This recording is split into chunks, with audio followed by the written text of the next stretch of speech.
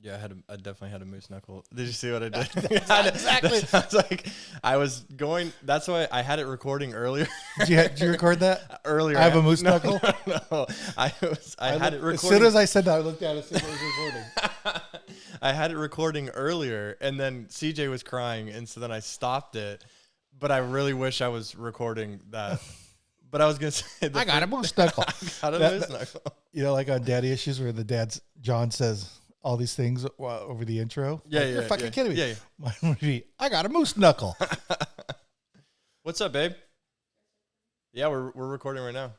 Oh, we are? Well, I can stop it. We'll restart. I have a moose knuckle. Over here. God, it's so annoying with all these people. Okay, this is where I got, just so I can know what's going on. Things that I gotta remember talking about, because we can't pull up my notes during it. Yeah, we can. Or I can just... I can do the same thing where I pull up your notes and say what, your different topics and stuff. Does this paper look bad, or is this poor production value? You just look old. That's fine. I got you a nice laptop. I got myself a nice laptop. I bought it for you. Oh, you did? You're the beneficiary of generational gap. I think I bought it for a millennial who didn't want it because she wanted a gaming one, so she got that one. So now I got this one. Well, first she was going to be a programmer. And so she got a Mac so she could program the hardcore scripts. Raspberry Pis. Raspberry Pis. I want to show you a funny video. Are we going? Basically means This guy's talking about democracy. government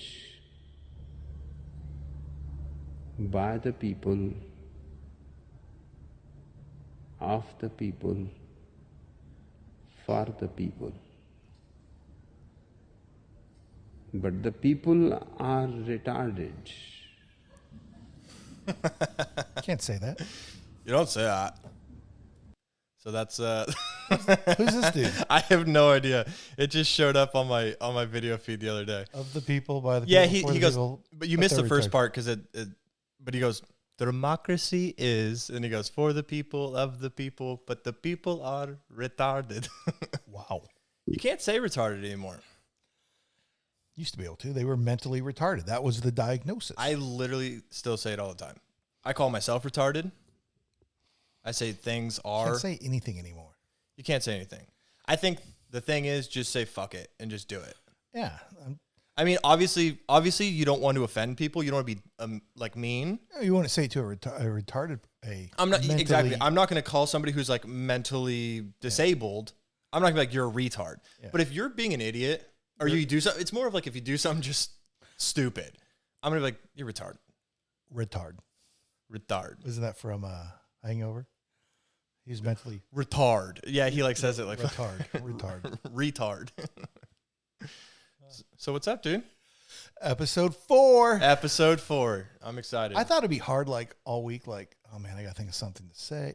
Man, shit just pops in my head all the time. You know, I had the same thing. I write it down. I had the same thing because the last couple episodes, I had almost everything I wanted to talk about like by Monday or like Tuesday. You know, before Wednesday, I was like, I know exactly what I'm going to talk about this week. And I've been super busy at work. And so I was kind of like, oh shit, like I'm not going to have like genuine stuff to talk about. But then I don't know, just like you said, things just pop in your head. Or I watch a lot of YouTube and a lot of videos like throughout my week and just, you know, different things that happen throughout the week. I'm like, write it down. Like, are you kind of afraid to talk to me about stuff because you're like, oh, I want to talk about it on the podcast? No. I don't care, right? There's like, stuff that we talk about that we can't talk about on podcasts because we'll get demonetized. If we had any money to get we'd demonetize this. More just get canceled, right? Yeah. Like, but I think whatever. It doesn't matter. Cancel culture's stupid, but no, I talk about just about everything we talk about here. Yeah. I mean, we don't really. Well, all the things I found out, all the things are things that I used to just send you like I thought was funny. Yeah. Now I don't send them to you. Because right. No, you've sent me a lot less TikToks throughout the week and stuff and different stuff. I sent you that one though with the Afghanistan people going on trial. Yeah, that was really funny. Yeah. That was funny. Oh man, yeah. So I'm super excited for this episode. Episode 4, we got 2 likes. 2 likes. We're getting interaction. We're getting traction. And I think we're gonna try to get on the TikToks. Nice. Right? We're going to try to make some shorts of our different conversations. Every single person I've talked to about The lady at Best Buy. The podcast, they're like, "Oh, do you have TikToks?" Like, fuck. That's I what people- personally hate TikTok. I love it. But like, and I know so many people love it. I mean, it's obviously a great platform because if it wasn't, people wouldn't be on it. I hate social media and different things, but I really do like TikTok. I don't have one, but everybody sends me TikTok videos. You send me, Madison sends me, all my friends send me TikToks. Everyone's Who always sends showing funnier stuff. ones? What? Who sends funnier ones, me or Madison? You know what? Madison's are all probably baby ones. When you send yours, I know exactly what alley they're coming, like what genre of like comedy. Do you want to say the one that I sent you this week? We can play it. Oh, you have it? Oh, I don't have it on have it on here, but that one was really funny. That was funny. What was it? It was a father holding his newborn baby, Yeah. and the little caption says something about being born white. Oh yeah. Oh Yeah. yeah. He said something about being born white and there's nothing to colonize. Yeah, no new discovered lands to colonize. That was hilarious. Actually, I'm gonna jump out of character here and I'm gonna go to Oh wow, you got a lot more show notes. I got a ton of stuff, dude. I got a ton. Oh, I see what you do. You write all your I write all my stuff over here. You write all your stuff in your show notes. Yeah, I read it all in the show notes. I don't know. I'm just trying to find the right balance of because honestly, a lot of the links and videos that I add on there, like we're probably not even gonna watch, but they're just where I found it from. So if we dive into it, you know, wherever the conversation goes, but where was that video? I saved a video. Or I saved an image. It was super funny, but can I find it on my? Oh yeah, it might be right here. No, it's not. What is kid porn on your computer? What's that file for? Kelly's I'm casting my screen to Kelly so he can see what I'm looking at and because we have this issue where you can't see the video. Why do you have a file called retard videos? Retard strength videos. No, I don't have it. But there was damn it, that pisses me off that I don't have it because it was perfect. It was a video it was a picture of like the green mash, a fried. What's green mash? It was like French fries, like green mash, and like a fried fish, like an English lunch or something. You know what I mean? Okay, I'll play along. Fried potatoes, yeah, like green mush, bangers and beans. Sure, I don't know what it is, but it was an image of that, and the caption was like something like, "So interesting that the English colonized so many lands in search for spices, but they chose to neglect all their spices." That's funny. I like it. People are funny, man. People are funny, man. People are funny. Oh man, that's what I like about like TikTok, like, and social medias and stuff. Is just there's a dog in here. Come here, Jay. Come here. That dog will jump on you. Come here. Yeah, she will. Come here. She's such a fraidy cat. Anyways, what's the drink of the day, Kelly? My drink of the day, I just went with the Tito's and lemonade. Tito's and lemonade, vodka and lemonade today. Vodka and lemonades. There you go. You really can't beat them on a hot summer day. I'm going with wine today, red wine. Oh, yes, fancy. It's a new lifestyle choice. Do you have any Grey Poupon? Do you even know what that is? I don't know what that is. Grey Poupon? Well, hold on. I got to write a show note for next week. You don't know what Grey Poupon is? No. Probably. I mean, it's like a spicy Dijon mustard, and it was very famous commercials during the 80s. Okay. It was like the rich people mustard. Oh, and so people would there'd always be a commercial. Like whole grain mustard? Well, they still sell it. I'll go buy some. Okay. We'll try it. But like the commercial was always like a guy in a limousine at a stoplight. Yeah. And a person rolls up in a Rolls Royce. Mm-hmm. They roll their windows down. And he goes, "Excuse me, do you have any Grey Poupon?" You know, the guy would stick his Grey Poupon outside the window. Because that's what rich people have. That's what rich people have. Grey Poupon. It's just spicy mustard. Grey Poupon? Poupon, maybe? Poupon. I'll buy some. Okay, we'll buy Do some. a taste test. I want to eat something on the podcast, but I don't want to See, we need to get Morgan in here to make us do like blind taste tests. That's what we should do. We need to get more creative with like the things that we do on the. I can't wait to see how this I'm getting ready to bring somebody on. I want to bring somebody on. I want to start Who's your first guest? I don't know. I got mine. God. He's booked. Jesus Christ. He's with us now. He's sitting right somewhere here in this area. So that's my drink of the day. I think we need the toast of the day. Toast of the day. I think I have it even memorized. Really? That's good. Toast of the day. You You gotta grab your drink so we can actually toast it. To our children, may their mothers be hot and their fathers rich. Cheers. Dink.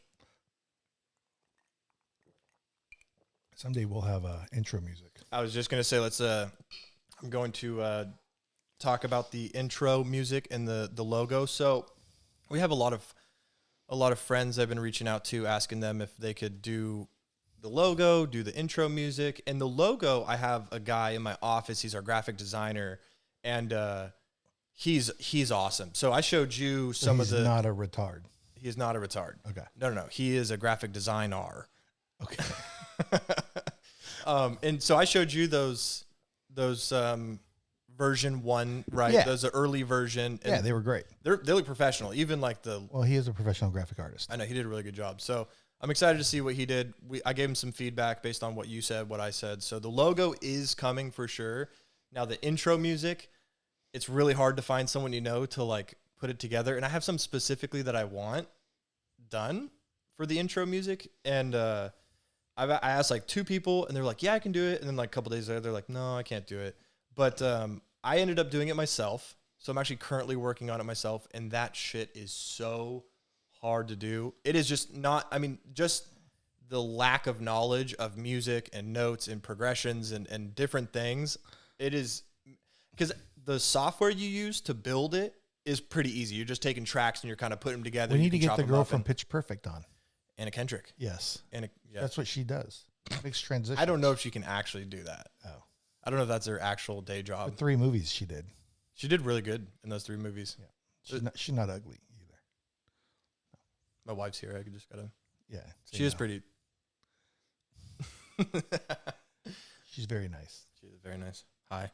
So logo and intro music is coming. I cannot wait for that day because I just want to be able to like, boom, play. That way I'll know when we've started recording, because that's your new thing is you start recording when I'm not ready. Well, I want to record.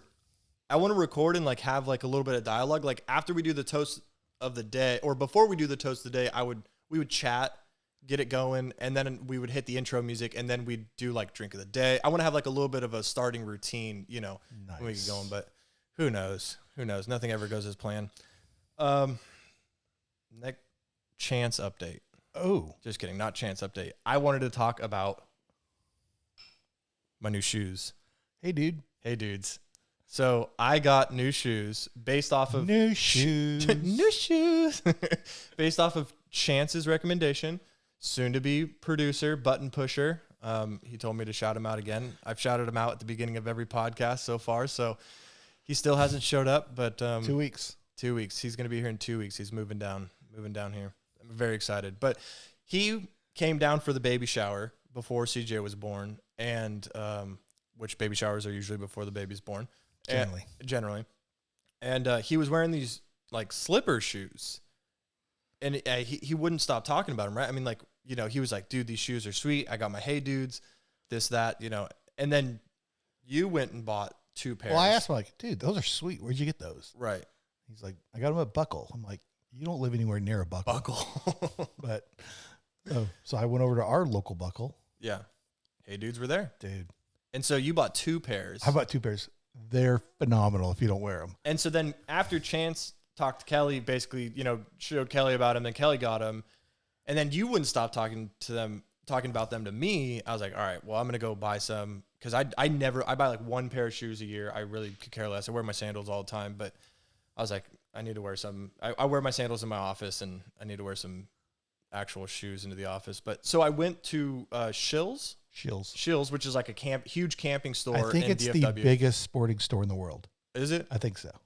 I know they're like Bass Pro Shop and stuff, but it's bigger than Okay. Bass Pro Shop. Okay, so I went to Shills, and which is an awesome store, by the way. It's amazing store. Not really camping. It's more like apparel and stuff. I mean, it's more like a department store where you have like a Nike section and like a they have like skateboarding sections. Yeah. They got a bunch of different sections and stuff, but it is a lot of clothes. They got a Ferris wheel inside of I saw that one. It's pretty crazy. But I went and bought some. So I was buying Matt's a birthday present and buying her some shoes, and I was like, all right, well, I guess I'll go see if they have some Hey Dudes, and if they do, I'll buy some. And it was so weird. No joke. Every white man walking throughout the store. That's cis male. Every cis male walking throughout the store either had Hey Dudes on or was going to buy Hey Dudes. Like when I got to the Hey Dudes kiosk, it was packed. I've never seen men they're buying shoes at a consistent rate, like at one period. You know what I mean? Like girls get on like different boot trends or shoe trends or whatever, and every girl has them, right? You like look and, oh, that's the new shoe, right? Because every girl's wearing them. But I've never seen that with dudes, especially for Hey Dudes, you know? Yeah. And so I was like, I felt even kind of weird, like, because there was like, no joke, 6 guys standing at the Hey Dude kiosk, like asking the guy to get different pairs that they could try on.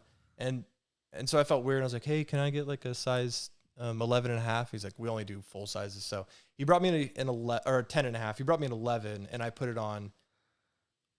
Oh my God. They're the best. I mean, they were tight. The 11s were too tight. So I went up to a 12, but even putting the 11s on, they were a little tight. They're the best. It was insane. I was like, this is a different thing. These aren't shoes. These are a different thing. You're These not gonna are tell me man slippers. What'd They're you like pay?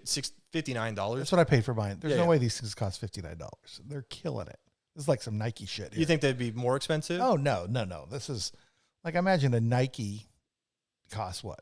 $5 to make? Bro, oh yeah, in terms This is to make probably yeah, like $2, yeah, maybe like the actual cost to make the shoes. That's what I thought you were saying. I will pay it all day long. They're Oh phenomenal. my gosh, it was so soft. So I got these. I got my Hey Dudes. I'm gonna pull them out. I'm not wearing socks because they're like half slipper, half shoe, but they're like clouds. Like this is like a crazy, just soft memory foam, looking thing. And I got mine on too. you can't like tighten them or any. I guess you can tighten them. You can't. With this little I googled strap. that the other day. If you kind of pull this thing down or what? You pull that down, and Yeah. then you retie the knot. Yeah. So I tighten mine. Well, they fit perfectly, and I absolutely love them. Thanks, Chance. Thanks, Chance. Thanks for telling me about these Hey Dudes, man. We taught Chance carne asada. And he taught us Hey Dudes. Yeah. So I've been wearing them all week, and all my friends in my office, and just as I've seen people throughout the week, they're like, no sandals? I'm like, Hey Dudes. And then I go on this I'm like God. It's like my new religion is Hey Dudes. I've been telling every guy I see, I'm like, dude, I'm wearing these shoes right now. They're like clouds, and they fit, and you don't have the time. You just slip them right on. You can wear socks. You don't have to wear socks. Like, I love them. Anybody buy them yet? I don't know. I don't really have a whole lot of friends, actually. So I've been talking to myself. But, yeah, the Hey Dudes have been Nice. perfect. Hey Dudes have been perfect. I got good news. What do you got? Go to my show notes. Okay. We got our first sponsor. Oh, we have our first sponsor, Yes. yeah? Okay, hold on. Let me... Look at Is the this show it, notes. this link? You want me to pull this link up? Yeah. Okay. Our first sponsor is the Amish Cheese House in Chateau, Oklahoma. You're bullshitting me. No, I'm not. Hold on, sorry. They reached out to me. No, they did not. You shut up. Hold on, it's not on the screen yet. The Amish Cheese House is open Monday through Saturday, 6 a.m. to 9 p.m. No, wait, 9 a.m. to 6 p.m. Closed on Sundays. That's when they do their barn raisings. That's when they do their praying. They got to raise barns on Sundays. So the Amish Cheese House is another little dive in Oklahoma, right? In Chateau, Oklahoma. Chateau. That's so funny to have like a French Yeah, French name, like a French in the surname. middle of Oklahoma. Well, that's like all of Louisiana, right? Well, All of Oklahoma is not Louisiana. Chateau. But yes, I think we hit on the Amish Cheese House a little bit the other day. I think we started talking about it when we were talking about Cox's Country Cafe. And the biggest thing I remember of the Amish Cheese House, two things really. I know The first what one you're gonna is we walked in there and there's this girl in there. And they're supposed to be Amish. They're Amish. Because Amish, and they're all dressed like they're all Amish dressed people. like Amish people. I guess there must be actual Amish Amish. people there. They can't lie about that. Yeah. And I'm like, for one, that girl's super hot to be Amish. And she's all in her Amish outfit. She looked like she was from Dallas, not Chateau, Yeah, Oklahoma. exactly. She's from Highland Park. Yeah. But she's wearing $200 Nikes. She was wearing some fresh I'm like, Nikes in there. Amish And they're like long, like all the way down to her Yeah, ankles, like, right? are And then she's Amish wearing people- like Nikes. So that could be, are Amish people allowed to wear like Nikes? I don't know. Depends on the technology in the Nikes. Well, there's no electricity in them. I mean, Is that their only thing? Just no electricity? I think from what I am by no. I did. Yeah. I did see a movie with some Amish people in it once. Was it the Kingpin? Yeah. So, but I think they can use electricity, or they just can't have it. Like they can't be tethered to technology. Okay. They're Like- supposed to be tethered to God or what? Yeah, I mean, like if they can like go out to dinner Okay. as long as that's not their place. I believe so. Not their place? What do you Like mean? where their house is and stuff. They can't have electricity in their house, but They can go, so if they go to the mall, they can go to the mall. IHOP or whatever. Gotcha. Yeah, I'm pretty sure. Because if not, they're using like electronic registers at the Amish cheese house. I just find it weird because I mean, again, I don't know anything about the actual rules of Amish. We should watch the Breaking Amish show. Breaking Amish. You ever seen that's on TLC? I saw the or something Amish like Mafia one. Amish Mafia, yeah. But because I don't know the rules, but like I thought it was like they can't have like modern technology. But it's like, why would that be the stopping point? Where does modern tech? I mean, so that's right. They Exactly. use buggies with A wheel is technology, right? Yeah. Like a wheel is the first technology or whatever. And even if they ride on, because you see them on the road, right? They're in their little buggy on their horse on the road. That road is a product of technology, right? I mean, right. just I don't know where they draw the line. It's not this microphone and all this. To be honest, I think it's only they can't be tethered to it. Like, but I don't understand like all the modern technology up into that point, wherever their cap off point. Yeah, where's their stop? Where do they stop? But why did they say, okay, well now every technology past this point is bad? You know what I mean? Like, yeah. Because like if let's say Amish people started in the 1700s, everything a quill, right? A pen, quill. That was modern technology. That's modern technology. Why was that acceptable? But then they were like, oh, well, the microwave, we can't do the microwave. Well, it's like Mormon people, caffeine. Why can't you? I don't know. I don't understand. I don't know. Coffee's really good. You should try it. Coffee's amazing. So, anyways, I don't know. I just shout out to our first sponsor. Thanks. Yeah. Hey, every third Thursday's free butter churning. Oh, what about my meat scraps? Oh, tell the meat scrap story. So when we go there every time when we drive up to Missouri to see Chance and his family. Every time. We stop there, and they have a huge rocking chair in the front. It's like 15 feet tall, whatever. It's fun to sit in. Yeah.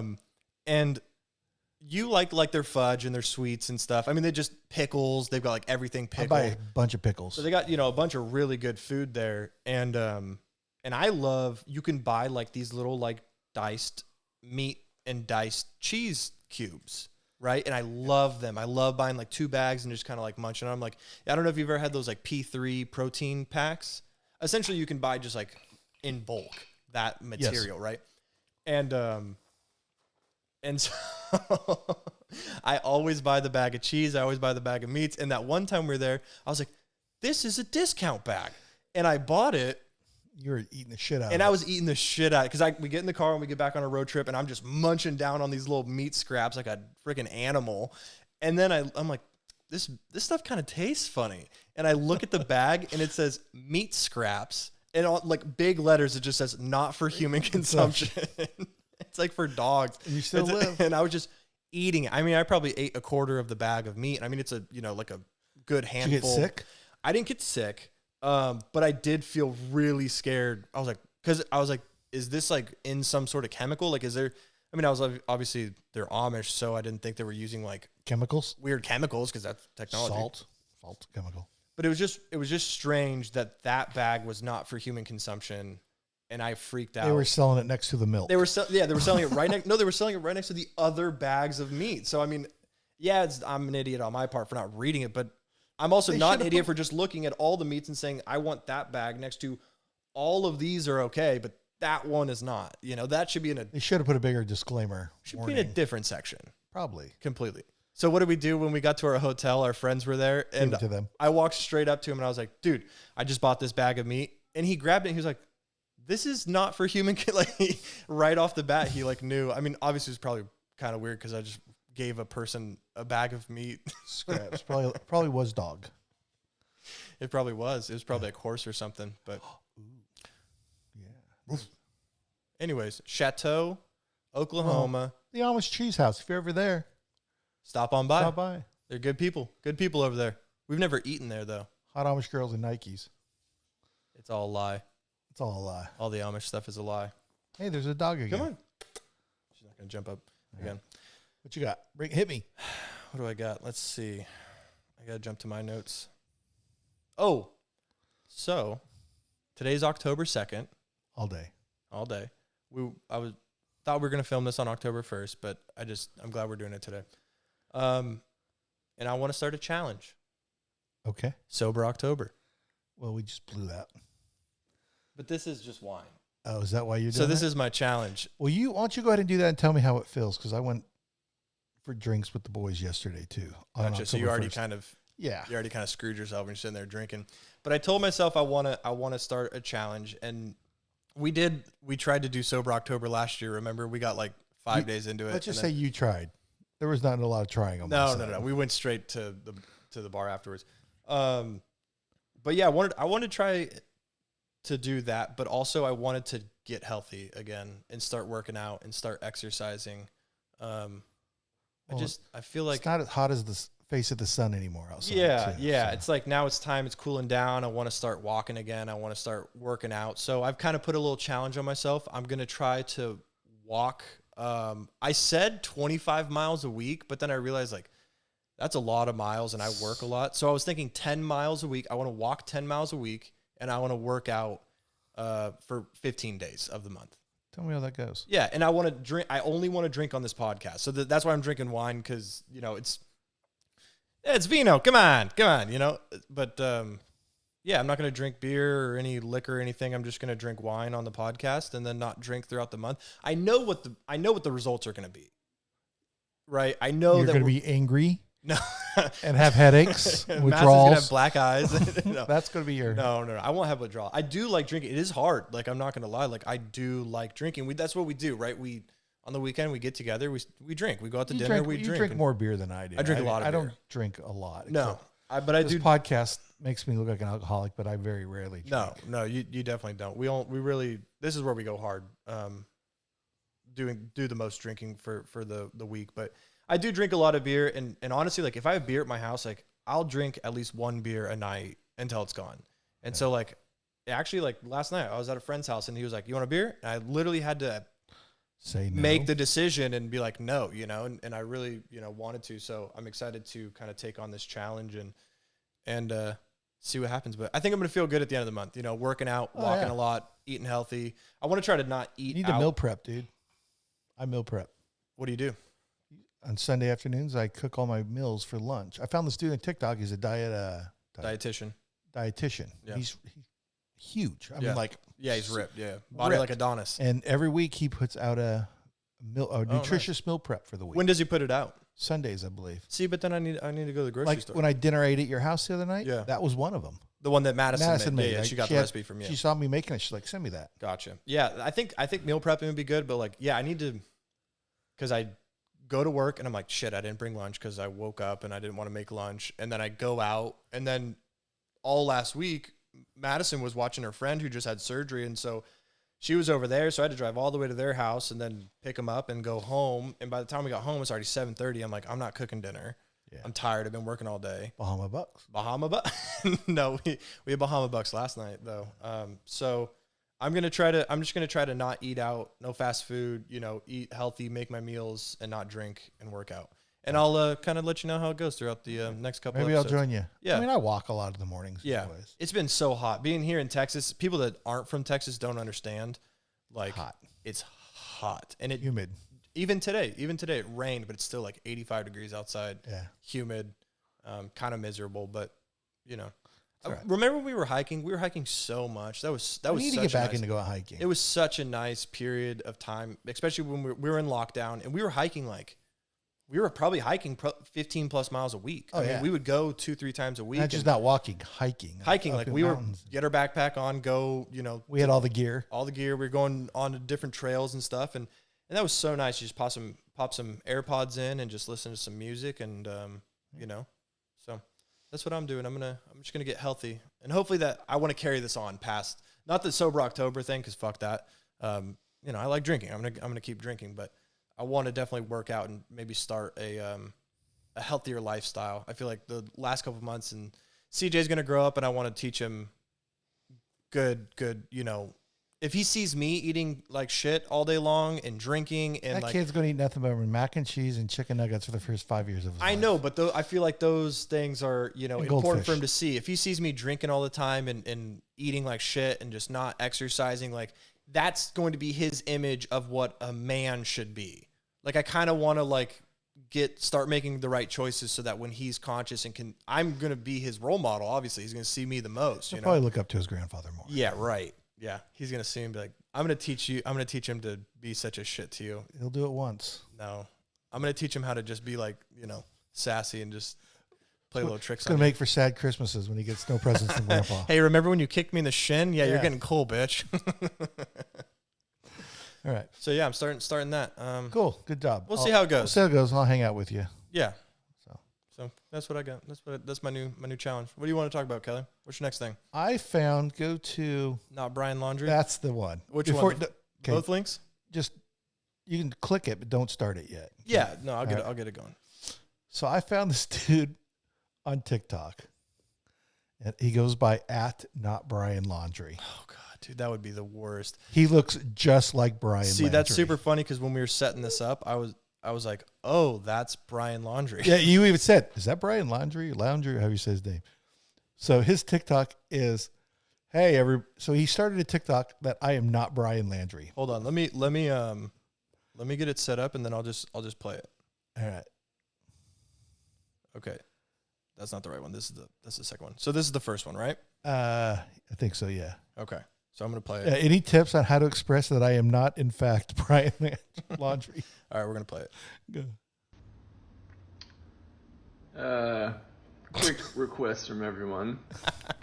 Any advice on what I should say to people that think I am Brian Laundry? Really appreciate it. Oh. Okay, so go to the second one. The second one, he's like, I'm taking a flight tomorrow. Okay.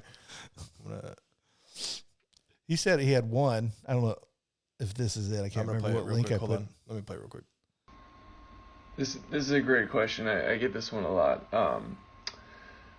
I'm not Brian, but I would go to your mom's house.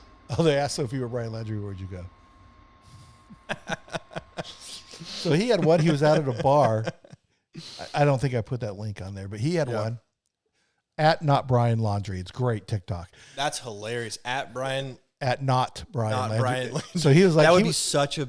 He was out at a bar. Yeah. And a bunch of dudes and people came up to him and like surrounded him. Oh my God. And he's like, dude, it's not. I'm not. He's like, here's my ID. He's like I had to show like all my friends and like an off-duty police officer confronted him and everything in this bar. That's insane. He's like, dude, here's my name, here's my license. And they're like, okay, but everywhere he goes, he had one on. He's like, I'm taking a flight tomorrow. How do you think that's going to go? Yeah. Wear shades, buddy. Dude, that's crazy. I could not imagine looking like that guy. Just like that guy. Just like everywhere. Where does he live? Do they know? I don't know. Oh, okay. But like, he lives in South Florida. What if he was actually Brian Laundry? Oh, dude, that would be the move. Just Write pretend to not. I'm not Brian Laundry. Yeah. Landry. Dog the Bounty Hunter is going to get him anyways. Dude, I'm so excited. Dog's going to get his whole entire career resurgence from Brian Laundry. Oh, I've been a fan of Dog the Bounty Hunter. I have as well. For 15 years. I remember as a kid watching him, and they would sit in the room.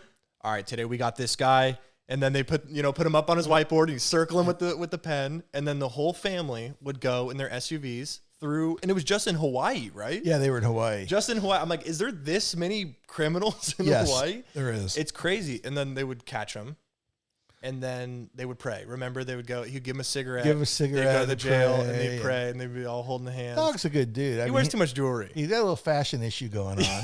But He's too Dog's much a great guy. Dog's awesome. He got canceled. He was like one of the first people to get canceled. What did he get canceled He for? said the N-word.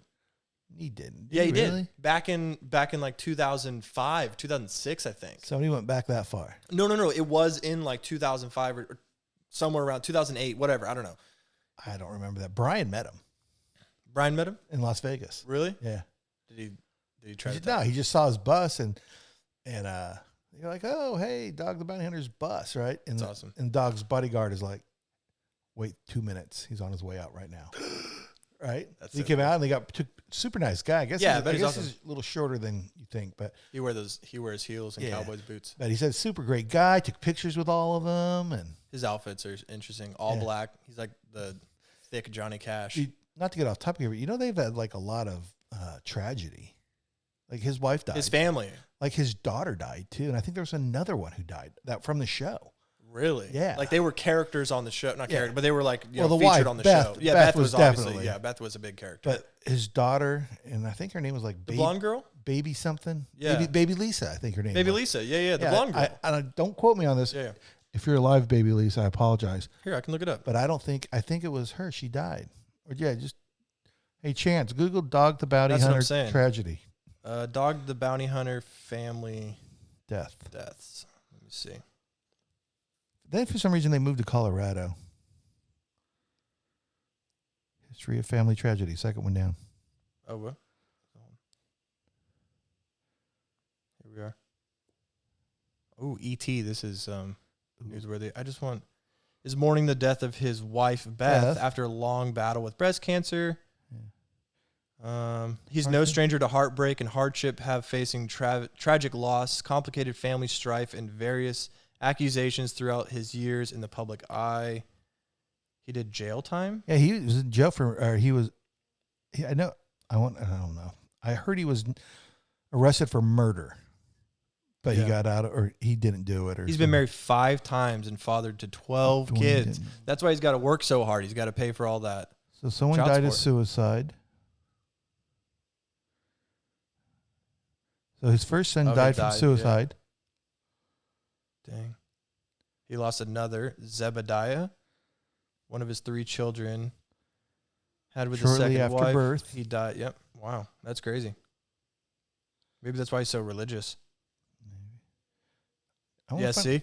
Here, look. In October 2007, family issues led to public controversy when tapes leaked of Dog having a phone conversation with his son, Tucker, in which he used the N-word in reference to Tucker's girlfriend. Jeez. I thought he was talking about like a fugitive that he was hunting. I was too young at that point, 2007. I was a kid, but I remember because I was watching a lot of Dog. He's been back on. He's been back. No. He's been back. Like, he's recovered. I mean, I assume he's made his apologies and everything. But go down. I'm trying to find baby Lisa, if that's her name. Doesn't look like it. Yeah, he's 66. He looks every year that's 66. But he seems like a really good dude, like a dude you'd want to hang out with a little bit. Sure. Yeah. I mean, he seems somewhat like he hasn't changed. Like, he's always been kind of himself. You know what I mean? He never. Anyways, it goes on to his wife with the breast cancer. But yeah. So Dog the Bounty Hunter, but Brian Laundrie, man, where's that guy? What do you think? Dog. I watched the video where he's like, they got the infrared and the violet. I think they found a campsite he was at. Oh, where at? Dog found it. And a boat. Remember, he found a monster can or something. I heard he found. I saw, and I don't know if this is true or not. I just saw a family was taking a family picture out at like the Florida Keys somewhere. This guy just can't catch a break with the TikTok stuff. Huh? TikTok's checking him down. What are you in here for? TikTok got me. Lead detective, the internet. But no, this family was like taking family pictures. Yeah. And you can see this like tall, lanky, bald dude in the background walking. They're like, dude, that's Brian Laundrie. What if it was in the picture? At not Brian Laundrie? I know. That's funny. That's so funny, man. But yeah, seriously, I couldn't imagine being that guy. And he just, because, dude, you would have to explain. Parents are in on it. His parents are in. My hot take. Parents are in on it. I don't know enough. I know I did a whole Nancy Grace thing, but I realized like I probably didn't tell anything right last time. I was more concerned with the wig, but he came home before Gabby's parents filed the police report. So that's why I think the parents aren't involved. I think he got home, he told his parents, hey, Gabby's wherever. And they were like, okay, they didn't think too much about it. And then he was like, hey, can you drop me off at this campsite? That's what I think. I saw a video the other day of a neighbor. Like, all these people are camped in front of their house. And like one of the neighbors came out and got into a yelling match. Like, shut the fuck, I'm trying to sleep. Oh, really? People out there with the mega fence. Oh my gosh. Dude. Yeah, you shouldn't be able to do that. No. You got a freedom of speech, but you should, Yeah, you're disturbing the peace. Now you're disturbing all the other houses in the neighborhood. Right. Like, come on. Like this dude, like I thought they were going to go to blows. Those people are crazy. Yeah, this lady with the megaphone and then like the older neighbor. I mean, maybe late 50s. I thought he was going to punch her. The guy with the megaphone? There's an old lady with the megaphone. Oh, and she kept like just talking right in his face, and he's like, "Lady, I'm gonna get a charge here." Yeah. And then some dude stepped in, and anyways, people like that, man. Those are the people. Those are the 1% that ruin it for the rest. I want Gabby. What are you doing? Do you not have a job? What are you doing all day? You come home from work and you go to Brian Landry's parents' house and you just yell? Hey, I want Justy Petito. Jesse. Gabby. Gabby, Jesse. I was like, is that the sister? Moving on. I want her justice for her. That's what I was going for. Justice for Gabby, just like everybody else does. But I'm not going to go stand in front of somebody's house with a megaphone. No, Sorry. nor is that going to help the situation. No, by no means. What are you going to annoy them? The dude's enough not to, even there. But are you going to annoy the parents enough to break them? Trust me, they'll take you yelling. If they were a part of this, they'll take you yelling because now they're committed. Oh, they are. They can't just back out. That'd be really bad. Hey, so I'm really trying to. Could you imagine your son committing a murder on the other side of the country, coming home, and then basically wrapping your ass up in like all the drama? Like Morgan kills somebody, comes home, and is like gets you involved, and now you've got to lie. Let's be honest. Morgan's more the Gabby. Get murdered. The Gabby character. Yeah, she really is. She should definitely. She's flipping me off. I can see her in the other room. She's flipping me off. Remember when I told her Morgan's all about the van life? I'm like, I know where you can get a cheap van. Right now. Morgan should do it. She should go and call herself Gabby. She should follow Gabby's trail where they were and just like do a crime podcast through it. How many like trigger words can you get? What do you got, Kelly? All right. This is, I think. Oh, that was me. That was you, huh? Yeah, you're up next. Let's see what I got. I already talked about my hey dudes. Oh, do you see what I got right here? I'm telling you. Okay. So my partner in my office, we were just sitting there the other day. Life partner? No, my work partner, fucking idiot. And she was like, she's super religious, so she, doesn't watch like anything controversial. She doesn't drink. She doesn't, but she was asking me, she was like, yeah, I know. Yeah, I'm always like, man, it kind of seems a little boring, but whatever. Her choices, that's cool. I'm not going to judge or nothing, but I don't know. She's found peace with it, whatever. But she was like, hey, have you heard of this show called The Squid Game? Oh, she brought this to you.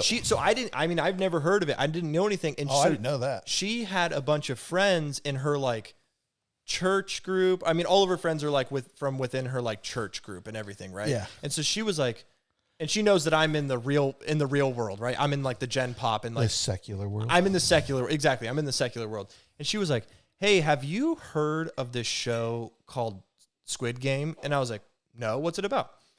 And she was like, oh, I don't know. Like a lot of my friends like are talking about how like terrible it is and how it like glorifies death and it glorifies like suicide and like all these like really bad things. And I was like, thanks for sending it to me. I can't wait to watch. I'm in. And literally that moment she told me about it. I watched episode 1. And I was just like, I was watching it. And then like when it finished, I was like, what the hell? You and your friends are not going to like Squid Game. And then so we started talking about it in like that first episode. So I ended up watching the whole entire series. And I don't recommend it for the faint of heart. If you're not into violent shoot 'em up, like Saw type TV, it's definitely not on your radar. You shouldn't watch it. It is not a okay show if that's not your MO. But if you are, it is literally an amazing show. I watched the first episode, like I said, and and then I started talking with my partner about it, and I was like giving her kind of like the more in-depth details so she could go and talk to her friends about it and probably talk shit about the show and how terrible it is. But I stopped watching because that first episode is rough. After the red light, green light. Yeah. So that after that first episode, I was like kind of like, whoa, and I just, went back to work and I felt weird because it is. I'm just the opposite. I'm like, hooks are in. Yeah, so I watched episode 1 and I kind of felt weird about it, but then that was just because it's a very in your face, very graphic show. And then after like an hour I was like, it's just like anime. It's literally just like watching anime or some other drama. I mean, we watched so many other violent shows. Yeah, that's nothing any worse than you've ever seen Exactly. else. And so I went back for episode 2 and then I was hooked. I mean, I watched the whole thing. I'm completely finished with season 1 and to me, it's like a perfect live action anime. If you like watching anime, like I watched Attack on Titans, which is a great show. They don't have genitalia. They don't have genitalia. I think babies babies walk. walk. That's all I know. Every time I see a baby or a toddler walk, I'm like, Titan. And I want to like cut its head off. But I like shows like that. I mean, Attack on Titans is probably just as terrible, if not more terrible than Squid Games. It's just one's live action, one's cartoon. Dude, it's such a good show. I'd heard about it. So I didn't know you watched it. I Last wanted to bring week- it up to you, and you brought it up to me this morning. I don't know if I heard about it. It was on Daddy Issues podcast, which is a phenomenal podcast. Go watch Daddy Issues if you're not Great. watching Daddy. If you're watching this and you're not watching Daddy Issues, this is where this podcast comes from. They're great. We're I'd feeling- love to yeah. meet those guys someday. But Ron on there, The son. the son, was talking about Squid Games. He's like, and all he really said is, go watch Squid Games, make it through the first 2 episodes, and you're in. Right. And so I can kind of see that now because I'm on episode 5. You're on episode 5. Yeah. What are they? So you I'm did halfway the through 5. You did the tug of war. Yes, I'm through the tug of war. And what else? What is happening now? Okay, so they I start. don't want people haven't watched it yet. They not going to know what's going on. I don't Let's just care. say after I don't episode- care. Talk to okay. me about it. I've seen it. I Okay. don't care. If they So I haven't went seen, go through- watch it. Go watch it and come back and watch this podcast. I'm at tug of war, Yeah. and I think that's. So once they finished that, okay, when they were doing that, I was like, why don't you just push the other team? When they were walking past the platform, I was like, I'll just freaking push that guy off the thing. Let's not tell the premise for people who haven't seen No, it. no, I'll tell it's phenomenal. How would I talk about the premise rather than talk about the details of the show? So the show follows this guy named Gi Young. Okay, Gi Young is like, I think he's your age because he said he was born in 73 or something like that. So Gi Young's probably like about 50 years old. This is a Korean show. It's a South Korean show. South Korean. They're it's subbed. Did it come from North Korea? No, This it's isn't interesting to hear. is it a Kim Jong Un production? It honestly kind of feels like it. that might be a little North Korea. I kind of thought they were going to do something where they were in North Korea, but anyways, so it's about this guy named Gi Young, and he is just classified as a degenerate, right? He's a gambling degenerate. He's lost his job. He just spends all of his family's money on horse races and all this stuff, and he's so deep in debt that he's signed essentially his body. If he doesn't pay in a month, he signs. Right. They're allowed to take his body parts. They're allowed to start taking his kidneys and stuff. So he's super deep with the sharks, right? I mean, they said some like millions of won in debt, which I looked it up. 100,000 won is $80, $80 US. Okay. So at 100,000 won, when he's playing that game at the beginning, Yeah. that is just $80. That's all he won? No, Yeah. he won like several million won. No, when he was playing that game in the subway. Oh, okay. And they would give him 100,000 won every time he'd win. Yeah. So that was only like $80, right? And so he's really like his life is just completely falling apart because he's just a degenerate and all this stuff. He's just really kind of a piece of shit, honestly. He really is a piece of shit. Yeah, you're right. And you're like, this guy sucks. And then he meets this guy in a subway who plays a child's game with him. And it's basically just like throwing a piece of paper on top of another piece of paper. I didn't understand those. They're all South Korean child's games. I was like, you have to, because they kept on throwing it on top of it, like trying to make it open up. No. Hit and then flip. So if you can throw your piece of paper on the one that's already on the ground and make it bounce up and flip. Oh, flip the bottom Flip one. the bottom. If the repercussion of your throw can flip the bottom one, he wins. And so he ends up meeting this guy in this suit, and they play this child's game in the subway, and they play for like hours or whatever. It's what seems like a long period of time, and then he finally wins once. And the guy gives him his 100,000 won that he promises, and he's like, if you want to play more games like this and win money, call this number. And he gives him a business card. And so he was like, fuck yeah. So I think he pretty quickly calls that number once he realizes his daughter's going to leave or whatever. And him and 456 other degenerates who are also all in debt and all this stuff also get the same opportunity and show up to this game. And then they start playing the games. And it's... Don't tell the people. No. I'm just going to say it goes on from there. It just gets... They're basically playing childhood games. But you can die. If you don't win, you die. If you don't win, you die, like on the games and all this stuff. But like the opportunity is to win a ton of money. So basically, the very first, they play 6 childhood games. And I'm only on episode 5. I think we've up to 3 games. But the first one is red light, green light. And you have 5 minutes to get to this line. When someone says green light, you can run towards the other side, right? But It's a childhood game. Yeah, but they say red light, you stop. And if it detects you moving, They just shoot you. they just it's crazy. Dude, So it's let's nuts. leave it at that. Leave Like it at that's that. the biggest thing when I searched up Squid Games. It showed that like scene with the doll and all that stuff. Yeah. It's very Very creepy, creepy. show. I love very the colors. anime. Very, like I said, it's like an anime show. Who's your favorite character? In there? Yeah. The old guy, because he kind of saves them in one point. With the tug of war. Yeah, I didn't want to point that out. Sorry. Sorry. I think the girl from North Korea is going to be Okay. a baller at some point in Okay. this. Then you got the super smart guy. And then you got the crazy lady. It's very, very anime with all the different characters, and they all have their different skills and abilities and the way they Are you watching with subtitles? I had to take the subtitles off. And I get the listen English to them. dub. I listen to the English dub. Yeah, I always I get think got it. I always get dub and sub confused, but the one where you can hear the English voiceover, Yeah. that's the one that I watched. You got and it. I had no problem listening to it actually, and so I think I'm gonna watch Money Heist because that's the same thing, right? Okay. I've been telling Carter to watch Money Heist Forever. for a year. For literally forever. Money Heist is phenomenal. I know it is a top rated show on Netflix. It is phenomenal. Right. So that's your next one. I expect, now that you're done with that, I need first season of Money Heist to be done by next weekend. Okay, so I'll try to watch Money Heist, but I just want to let you know I found out season 2 is dropping of Squid Games. When? I don't know.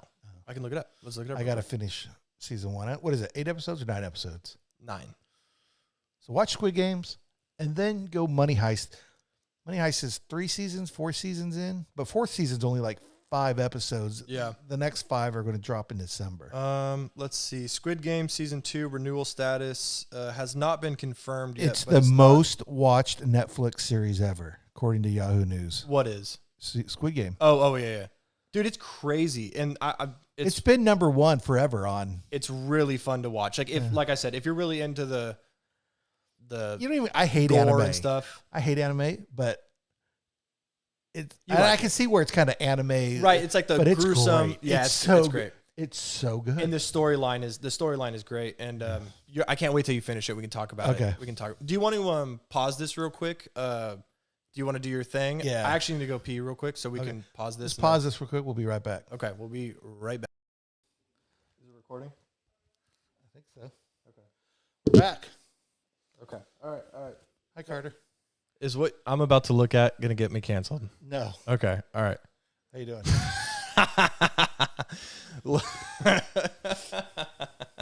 Who am I? Who are you? Yeah.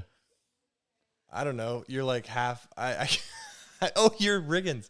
Are you Riggins? No. Oh, are you someone that works at Riggins? No. Oh, sorry. You're wearing your Who are you? Click my first link under Yellowstone. Oh. Okay, let me get you. You should have told me to bring this. Okay, hold on. Oh my gosh, Kelly. So I'm having trouble with my. you took my. You need to lift your hat up just a touch.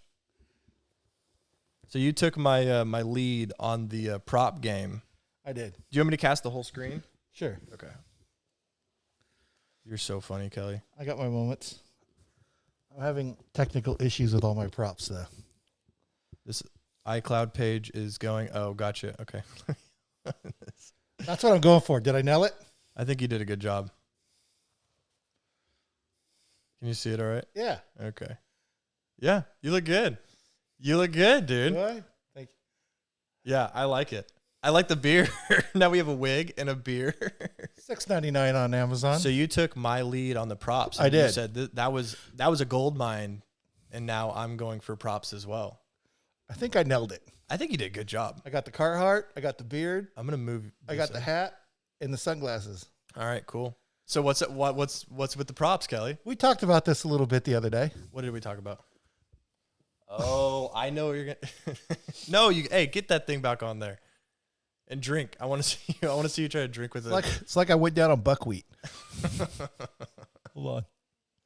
You have to put you got to put it back on where it was. All right. You got to push through. If you're gonna prop it up, you got to prop it up. I got to commit. Yeah, you got to commit. Come on, you can't go 2 seconds with the prop. It's going That's over. what it's like in the 70s. All right. Okay. You probably couldn't move your beard in the 70s. I wasn't talking about a beard. Oh. All right. Here we go. Carter James. Yes, sir. I even got notes here. Oh Hold on. gosh. Okay. Are you gonna read me a script or something? No. I just got my notes. Are we talking about the Did you know there's a place called the Zone of Death Zone of Death? in Yellowstone? Yes, we I talked about clicked it up last. some links. You can pick it up. If you want to leave my other picture up too, if you can, because I think I nailed that. Yeah, I can. I look can try just to- like him. Okay, I can Anyways. do that. But if you go to the second one, I'll show you. Images or the USA today. Go to images. Go to images. Okay. Oh, I don't know if this is gonna work. That's probably. I'm gonna get rid of the guy because I don't have.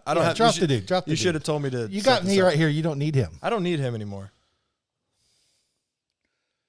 I did nail it though. You did nail it. Sorry, Kelly. You should have told me that you wanted to do some special. Oh, okay. Okay. So that's right there. So that is the zone of death. The zone of death. Technically, or hypothetically, actually, Yeah.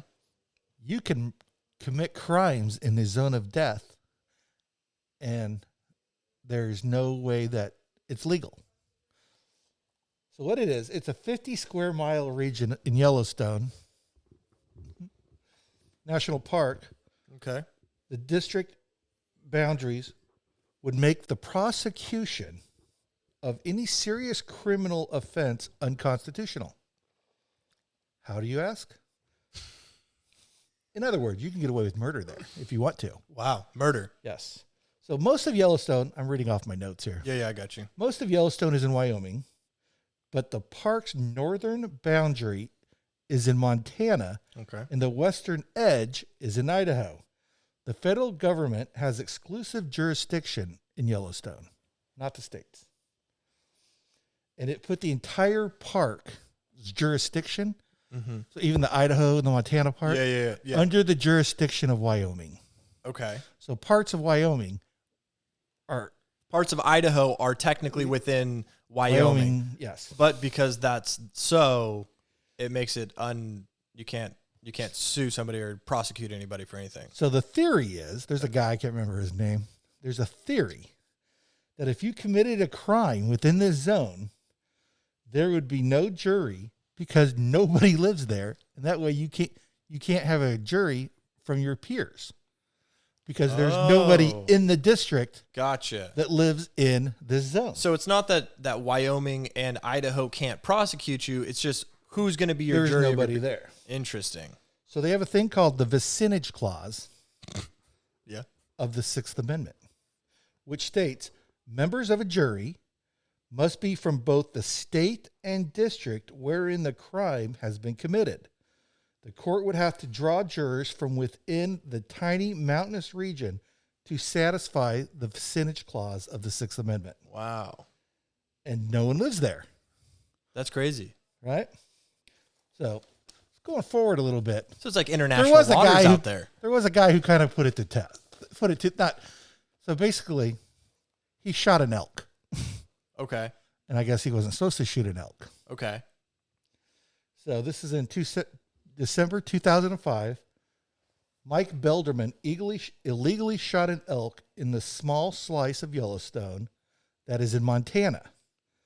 Belderman's defense argued that the case could not be pursued unless he was given a trial with a jury drawn from the Montana residents in the park. There's no residents. There are none. There are not enough residents that this would technically be possible. Talking to the mic. Sorry. You're good. You're good. I got like a mouthful. You sound good. You're just talking away from the mic a little okay, bit. sorry. So he put it to the test. Yeah. So and then what did they do? They dropped it? the judge denied his request for a jury.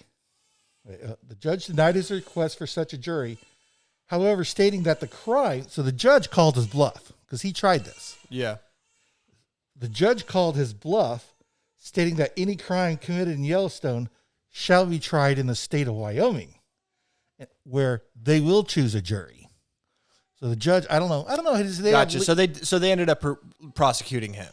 Yeah, So they said, screw that law. Yeah. So basically they said, yeah, good try. Yeah. So if I was to actually try to murder somebody there, then the judges who do have the power to be like, okay, well, screw that. We're going to bring you into Wyoming and actually try you. But how interesting. Yeah. So he... At 50 miles? 50 miles by 50 what? Miles. He ended up taking a plea deal. Over a deer? 4 years. 4 years? Yeah, that's what it For says. shooting an elk or a deer or whatever? Elk. In the end, Elderman took a plea deal on the condition... He took the plea deal on the condition that he would not pursue the loophole anymore. I don't know. You're kind of worried about the loophole. Maybe I should go for it. Yeah, kind exactly. of a thing. You know what I'm saying? Yeah. So Because you could, I mean, he could have gone through with it and risked this. So he took 4 years on a plea deal. Shit, what would have been if you would have 7. I would have gone for it. I would have gone for the chances. It's federal crime. You're only going to do half the time anyways. And honestly, if you're in jail and people are like, what are you in for? And they're like, I shot an elk. Like, they'd be like, badass. So you know what I mean? I'm going to take the beard off. Yeah, go ahead. You're good. I will allow it. Dude, you look like literally. We've all been there. Yeah. Yeah. You look like you licked a urinal. It wasn't a urinal. Yeah. So if you on Yellowstone, which is by far my favorite show. The show on, you know what? I have not watched that either. You haven't seen Yellowstone? I've You've only seen seen the end. You know, it's funny because my parents were watching it, and I went and saw them. I was staying with them for a couple days, and they were watching the end of season 3. So I saw where the chick gets, she's like bait for the guy, and they shoot the guy across the field, and then the chick, they attack like the family business, and they blow it up or whatever. It may be the best show on TV. Did they kill the daughter? We don't know. We got to wait back November 7th. Is that Gwyneth Paltrow? No. She kind of looks like it. She's kind of like a I don't know her name. Yeah. But she is redhead girl. Phenomenal on the show. I hear nothing but good things. She's phenomenal on the show. I hear nothing but good things. Her I'm name's afraid that Beth. if I watch it, I'm gonna want to move, and like live in there. Sorry, I'm still picking hair out of my teeth. Good prop, Kelly. Thank you. Good $6.99 on Amazon. Well, how much was the hat? $40. $40. We bought that in somewhere Hat else. store, McKinney. Shout out to the hat store, McKinney. Thank you for the sponsorship. Don't know what your name is, but sponsor us and we'll remember it. So, but if you on Yellowstone, so when they kill somebody in Yellowstone, yeah, they throw them there. that's where they dump the bodies. The few episodes I did see, I remember them driving to some little spot and then they like toss a body. Well, this came up a little bit because this is right by where Gabby Petito. Oh, is it? Yeah, that's why people are like, oh, that was done in the murders. That's why you're seeing all this all of a sudden. I'm not seeing any of it because I'm not on any of it. You're not But watching the right stuff, I guess. and I'm not watching any of this stuff. I'm watching Squid Games. That's all I have time Nice. for. Dude, but that's awesome. Squid Games are great. But if you dumped a body out there in that patch of land, what happened with this guy who shot the elk, they would get the body and then they would find the person, then prosecute them in Wyoming. I don't know. They were like the you said judge about was pretty scared. He's like, hey, right, because he said the contingencies to the deal was you stop using this that loophole. So technically, someone could try. What if Somebody could try it. Brian Landry is the first one to try it? Oh, they didn't find the body. I can't wait till he shows up so I can figure out how to pronounce his last name. It's Laundrie. It's Laundrie, I believe. Laundrie. Laundrie. Not how you spell laundry like I'm doing laundry, but You sounded like a spelling bee there. private school. Laundry. I could not spell anything. I couldn't spell Can land. you use it in a sentence correctly, please? Murderer. Origin? Orgy. No. So that's what I got. Props and that's the first thing we've used there. No, we haven't used any drops That's today. props and everything. That's okay. Good job. I'm glad. I think we need more props. I think we need a props bucket like you do at theater camp. I can do like a prop of the week if Prop of the I week. got to find something. I was gonna put the wig up here somewhere, but so murder zone in Murder Wyoming. zone. So if you're going to kill somebody, Is that why your mom moved out there? Your My mom. your stepmom? they moved more up to the Grand Tetons area. What? I know. That's way they're like almost they're in Yellowstone, aren't they? Like butting up outside of Yellowstone, but I think on the other side. Oh, They're okay. more like northern, Oh, gotcha. Yeah, on the other side. eastern Wyoming Gotcha. up there. Gotcha. I'm very excited for that. We're gonna So do am I. holidays up there. I can't wait to do a Christmas podcast in the snow Shooting elk. from the murder zone. Nah, the murder zone's I think way over Yeah, in western Wyoming. I know you just said that. I was making a joke. Not very funny. Okay, whatever. You don't think I'm funny? You're up. What you got? Bring it to me. Bring me something crazy. I don't Be have wild, anything crazy. I don't have anything crazy. Zany. What do you want to talk about, Kelly?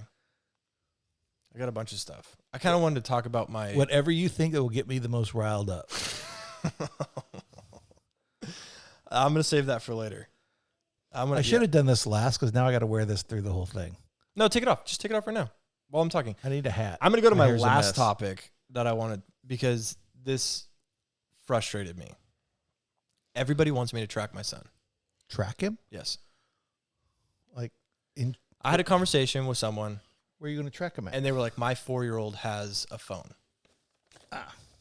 Has a phone bill and everything." I was like, "Wait, no, you're paying for service? Like, 4G service on a phone, like a phone line. He was like, yeah, for a 4-year-old. And I was like, that's insane. I'm not going to do that. My son's not going to get a phone for a long ass time. And then this like conversation came up is like, well, don't you want to know where he is? No. And I was like, no. And they're like, but everything's so dangerous. Oh, that's what this point is. Now I'm working through this. So I was talking to these people and they were just basically like,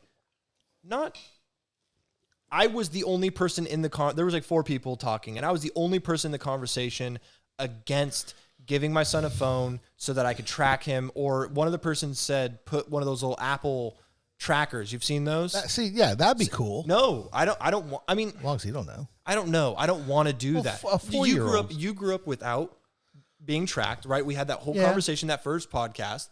I grew up my whole entire life. I didn't get a phone until I was in middle school. 4 is a little young to be giving to a kid a phone. That's where the conversation started from. That's where it started from. I obviously like 4 is way too young. He was like, well, my family's always trying to contact her and I'm so busy. So I got her a phone. I'm like, okay, but is she on it all day? Yes. Okay. Well, then 4? Yeah. At 4, dude. That's not that it's bad, but I just realized, and I've seen this with a couple other people who have younger kids. It's not that technology is bad to give to a 4-year-old. It's the fact that a 4-year-old doesn't understand that these products were made to manipulate your mind and keep you engaged and keep you on there longer. They need to experience the world before they can experience technology and like that platform. But that's where the conversation came from. Then it broke into oh, well, don't you want to know where your son is? And I was like, well, if I live in a safe neighborhood and I trust my son, when he's like 10 or 12. Or his friends will have phones. They can. Yeah, first off, his friends are going to have phones and all that stuff. But like, just the concept it's so weird. And I'm going to have to deal with this here, in when he gets to this age or whatever. And I just feel like if I trust him and I think that he's responsible and he's a young kid and I know he just wants to go ride his bike around like I did when I was that age, I don't care where he is as long as he's being safe. So I'm saying you don't have to buy him an iPhone where they're playing. Morgan had a little phone that was just a little flip phone. Right. Like, hey, call me. All right. I'm cool with that because there's no games on it or anything. It has like 3 numbers on it or 3 right. to call like your mom, whatever, mom, dad, or police or whatever. But it's just like 4 is too early. So you grew up, and this is my next thing. Is you grew up without being tracked.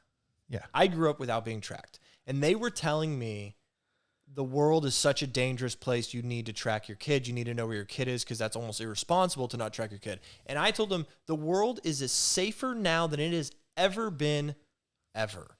And I want to say, and I might be wrong. Kids were a little different back then. They were less exposed. Yeah, they were more like, why are you talking to me kind of guy. Mm-hmm. Like, who are you? Not like, hey, I'll have some ice cream. Sure, no. Kids were like, huh? Yeah. Nowadays, I don't know. Dude, I'm telling you. 4 is too early for a phone regardless. But that's not the point. Like he's not going to be running around the neighborhood at 4. I'm not talking about 4. I'm talking about it at 8. Yeah. That age, that's when my parents were like, okay, come on when the lights come home, or, you need to come home every couple hours to let me know where you're at. So that obviously I couldn't get too far, do whatever. Yeah. And it was just me and my friends, and we were just messing around, riding our bikes around the neighborhood. And they're basically telling me like my kid's going to get kidnapped, all this stuff. And I was telling them, and I said, the world is safer now than it has ever been, especially in America. Yeah. Especially in the suburbs of America, the world has never been safer than it is today. And they were like looking at me like, and basically they're thinking I was like crazy. And I forgot the name when I was in the conversation, so I kind of felt dumb because I really hate trying to bring stuff up, not talking about resources, or like having kind of resources to talk about. But Steven Pinker, he is a Harvard professor.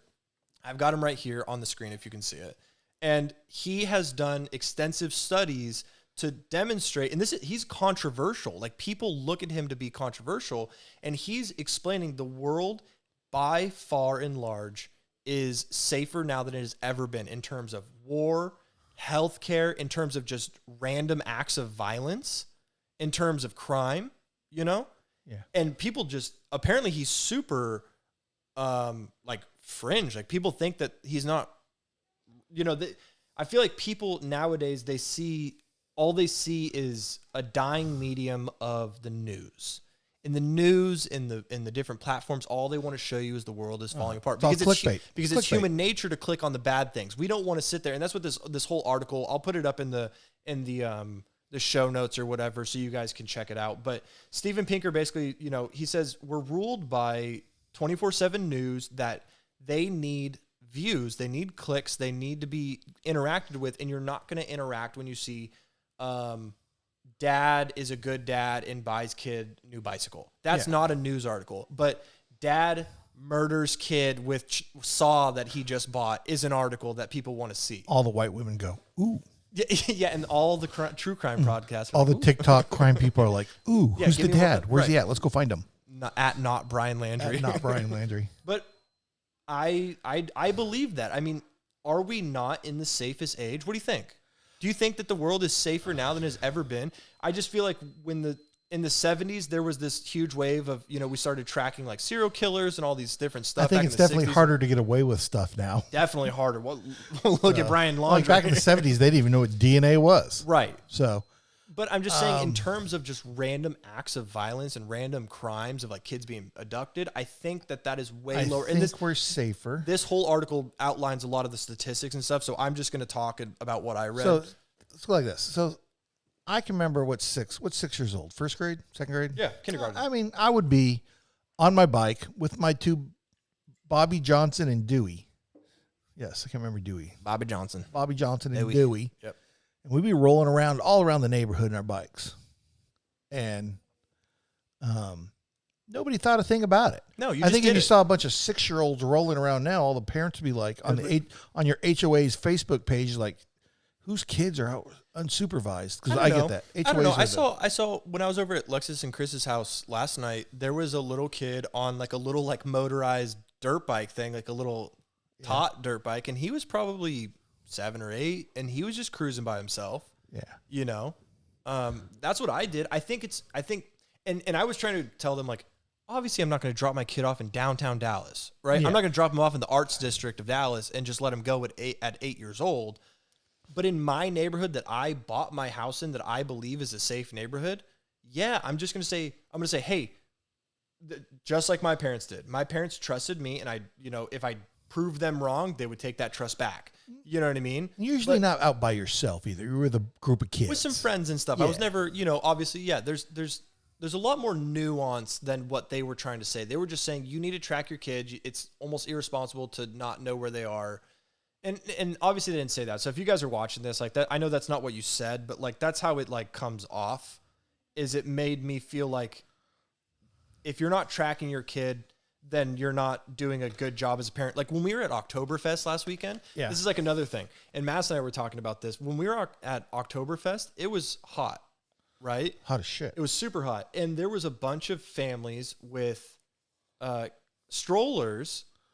Every single one of them had an electric fan attached to that stroller blowing cool air onto their kid. That's just cool. And I think, I think that's awesome, but it made me, as a 21st century parent, feel like a piece of shit. But then I had to go back and be like, okay, there's like a certain line to be drawn of like when you are a good parent and when, not that those parents are going doing too much, but that doesn't make me a bad parent for not putting a fan on my stroller. And I feel like I'm interested to see when CJ is, in that 10, 6 to 12 range, what other parents think of me if I'm like, you're a piece of shit. Yeah. If I'm like, I don't care if my kid scrapes his knee. Yeah. Like scrape. You shouldn't be. That's how I was raised.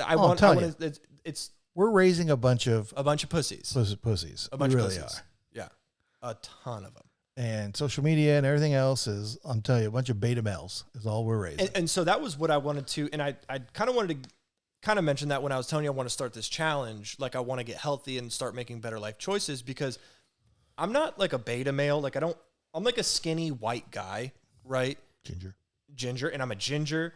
And, I definitely have gained some weight over the last like couple years as I got an office job and stuff, but I don't want CJ to look at me as his idol or like as his like marker for what a man was. When I looked at my dad growing up, his grandpa will be the marker of what a man is. Yeah, and I want you to be on the same par. I want you to be making the right choices, and because you and I are going to be, obviously he's going to be goofy as shit. There's no way around that. Because I got a great beard. But I want him to look at me and be. I want to be the ideal man for him. I want him to look at me and see a man not only in character, but in physical build. I don't want to be a beta male. I want to have muscle. I want to be able to do things. And looking at my dad when I was growing up, dude, my dad was Superman to me. And he really was. I mean, my dad was super strong. He's super fit. Your dad's got retard strength. My dad has maybe old man retard strength. Yeah. That's a compliment, yes, by the way. My dad has old man retard strength for sure. And I want that retard strength. Yeah. I want to show my son that I can do those things, because if I'm this like weakling and he grows up and I'm his idol, he's not going to know that that's what a man should be. Not saying that that's what men should be, but like biologically, that's what we are, right? We are the physical aspect to the relationship, right? To the the unit or whatever. And I want CJ to see that. I don't want CJ to see this PC beta male, like scrawny little guy as his main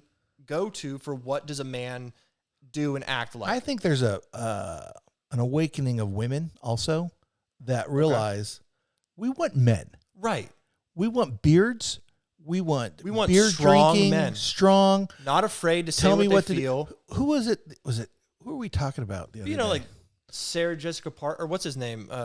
Mike, I don't know, the guy from Scott Pilgrim versus the World. Oh, yeah. That's been like the icon of like male actors, is like this like scrawny little like awkward like, oh, you know what I mean? Like, so I saw this video of this other. I don't want CJ to look at me like that. Of this girl, she was talking, and she was talking about that. She was talking about the exact same things. Like, she was talking about men with beards. He's like, when did men start growing beards again? Start or stop? Start. And she's like, basically, she was like, don't ever stop. Be a man. Right. And she's like, my husband told me the other day to shut up and get in the car. And I was like, ooh, okay. Damn. The girl was like, yeah. Okay. Kind of take control a little bit. Yeah. It's like, and this isn't saying that there needs to be, because you obviously don't slap her around or anything, but right, exactly. Like, obviously, I don't want this conversation to fall into like, you have to, like, this is how men have to be, but this is how I want my son to perceive me. I want my son to understand that you can be strong and be a good person. You know what I mean? And being strong is a good thing.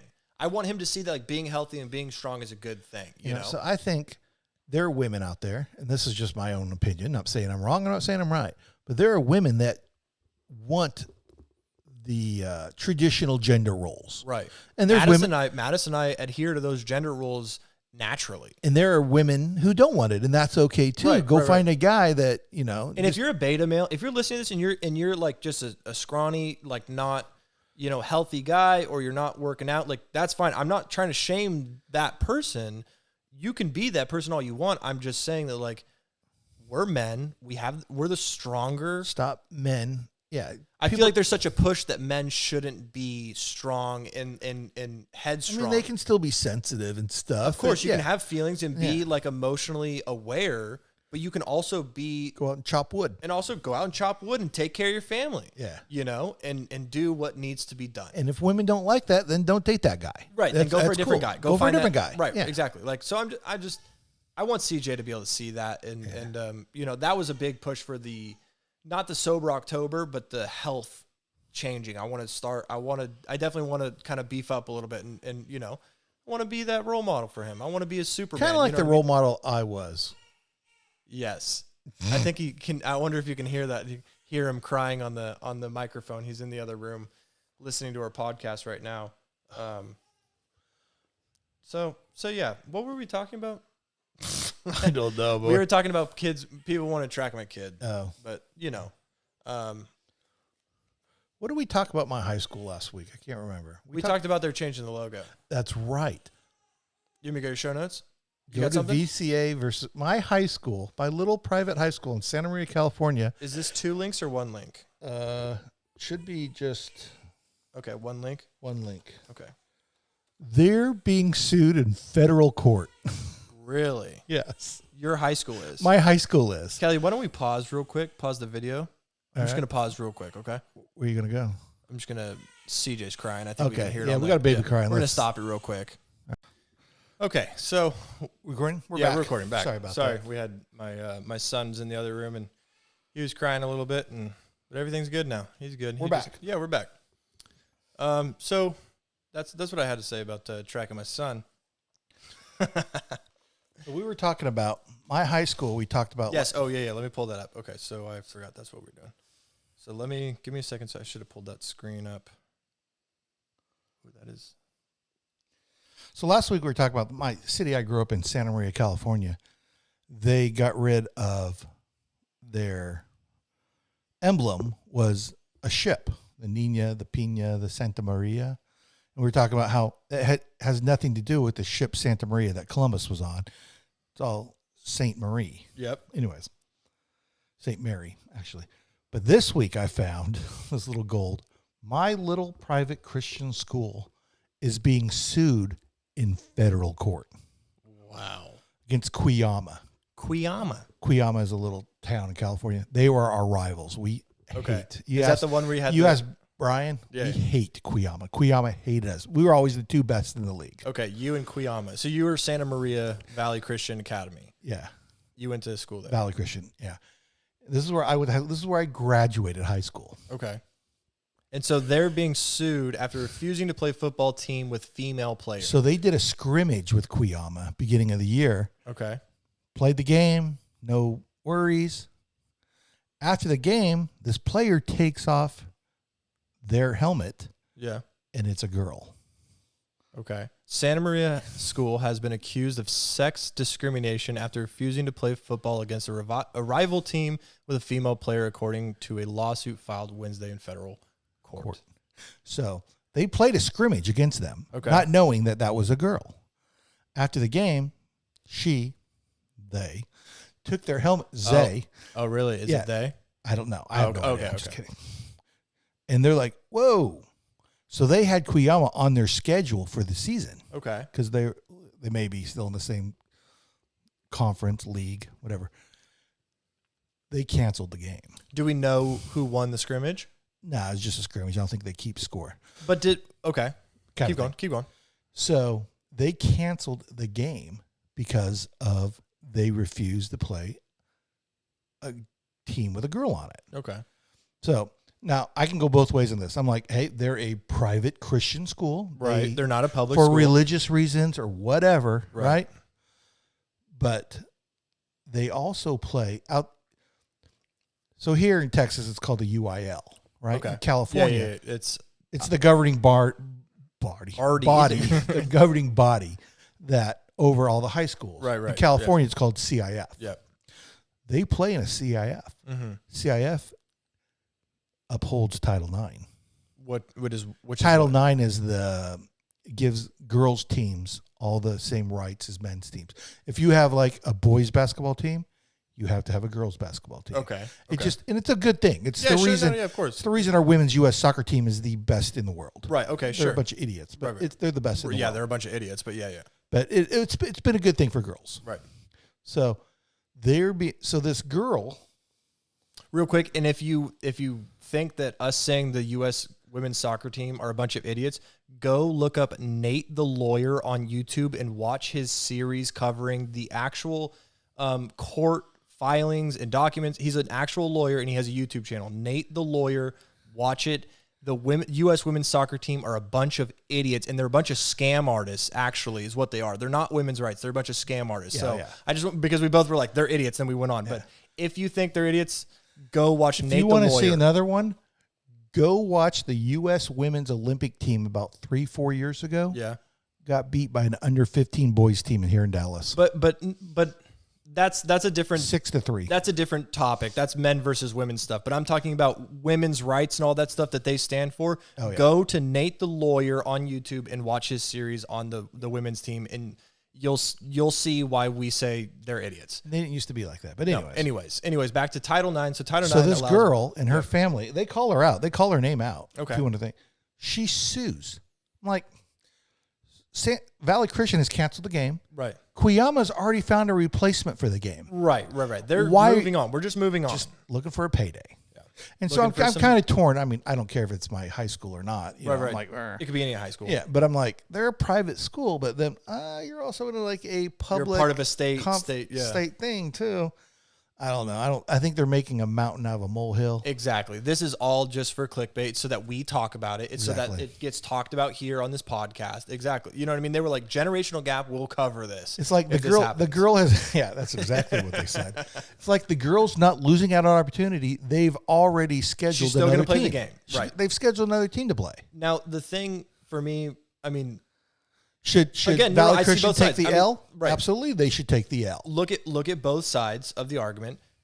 Like you said, they're a private school. They should be able to do whatever they want to do because they're private, whatever. Mm-hmm. I don't see the issue. If you want a girl on your team and whether she adds to the team or she doesn't add to the team, if you want a girl on your team, play them. You know, if you're a bunch of boys and that girl adds to the team and makes that team a better team and she makes it harder to play them, then guess what? You better play harder. And if she adds to the team and she sucks and she brings the team down, then who cares? You're going to get a win. I have Just no play problem him. with a Who girl cares? being You on know- the team. You know what the thing is? I could care less if a girl, a they, or whatever pronoun, whoever it is, you want to play on a football team, you want to play on that football team, you're going to get tackled the same, you're going to work the same, you're going to play the same. There's no special treatment. If that's how it is, I could care less what you are. If you're on the team and you're a part of that team, You can handle getting wrecked. then you can handle getting wrecked and do it. You know what I mean? You seen those videos of those boys wrestling girls? That's like a whole side of YouTube. It's like there's like videos of There's like a whole TikTok. Yeah. Like, should I take it easier on her or And should they I? don't, like- No. and good. And they shouldn't. If you want to play, if you want to do this whole no gender thing and you want to play boys, girls, whatever, if your opponent better play you as hard as if you were a boy. I'm going to say a 125-pound wrestler, male, way stronger than a 125-pound female wrestler. Right, and there should be no changes to the rules. So if you're 100, if it's done by weight class and you're 120 pounds and he's 120 pounds, you guys are about to wrestle. Yeah. And whether he whoops your ass or not, then that's that. There's a whole TikTok I know, of them they're just freaking crazy. just wrecking girls. Because and I feel bad for them. feel however you want about this, but biologically, you're a man at 120 pounds and you're a female at 120 pounds. The man most of the time is going to be just naturally stronger than you are. He's just going to be able to access different amounts of power and torque and leverage than you are. We're built different. And that's why sports were split between men and women, because the women are going to look at figure skating. Women figure skating, beautiful. But they do maybe a 3-spin or whatever. Yeah. A dude figure skater gets out there and he spins like 9 times and then lands. Look at female motocross. I always bring this up. If you watch professional motocross, if you watch like supercross or motocross or whatever like sector you watch, the men are literally hitting triples that are like 70 feet wide. And just their style of riding and their ability to carry that bike around turns and around, whatever it is, they're really good at it. And you watch a female and it's literally, I know 15-year-old kids riding 250 dirt bikes that could be a professional women's motocross rider. So along that same lines, so like the fastest woman in the world, right? She runs like a 10-point. I'm off here. Let's just sure, say she runs whatever. Just say 10.5, right. 100 meters, right? For the Olympics, wins the gold medal, fastest woman in the world. Right. There were like 300 high school boys that ran faster than that in the U.S. in the United States alone. Right. Like nothing. Not by no means am I knocking her. That's phenomenal. No, and that's what it's like. We're not physically equals. We're not. Unfortunately, we're not. That's just the name of the game. Whatever you call yourself, whatever you identify as, if you were born a female, you're going to be biologically a female, and you're going to compete with men, and they're going to destroy you. Not destroy. I mean, there's obviously there's professional women MMA fighters that could beat the shit out of me. That's not a knock on. Yeah, take the greatest. But if I trained in MMA, if I say this to Morgan all the time, I'm like, Morgan, if you and I trained to fight for a year straight, the same regiment, the same amount of effort, like we both train 9 hours a week. We do the same thing. We have the same trainer, and then we fought at the end of the year, I would destroy you. Yeah. Because I would just naturally, my muscles would build bigger.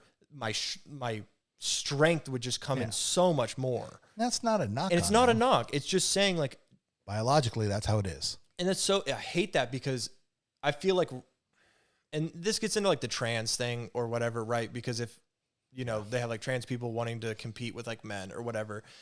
And it's unfortunate because women are the ones who get hurt in all this. Absolutely. Women, cis women or whatever, biological women are the ones who get hurt because they're the ones who compete properly in the women channels, and they train, and they are the best women in the world. But then if a man shows up and they're a woman now, they're going to be the best player on the team. They could even be subpar, and they could be the best player on the team just by natural abilities. On a side note, So they're getting sued. What happened? They don't know. They're going to court. Okay, got you. on a side note, this was a while back. It was on Joe Rogan. He was talking about his trans friend. Mm-hmm. She was a girl transitioning to a man. Okay. Right. So, and she started taking testosterone, and she told Joe, she's like, I get it now. He's like, Oh, "What do you mean?" really? He's like, After taking testosterone? I get why men are the way they are. The rage. Yeah, just the rage. Just and like, yeah. Yeah. She's like, I understand men so Like- much better now Yep. because of the testosterone. Women just don't understand that. And I don't understand like why you I have don't so much understand estrogen. women. I don't understand. But if we were to take estrogen hormones or whatever, We'd then be maybe we'd watching understand. rom-coms and going to Target. Hey, I am a cis male, but I love rom-coms, so don't be talking smack. Best rom-com. Fool's Gold. No shit. That's exactly what I was going to say.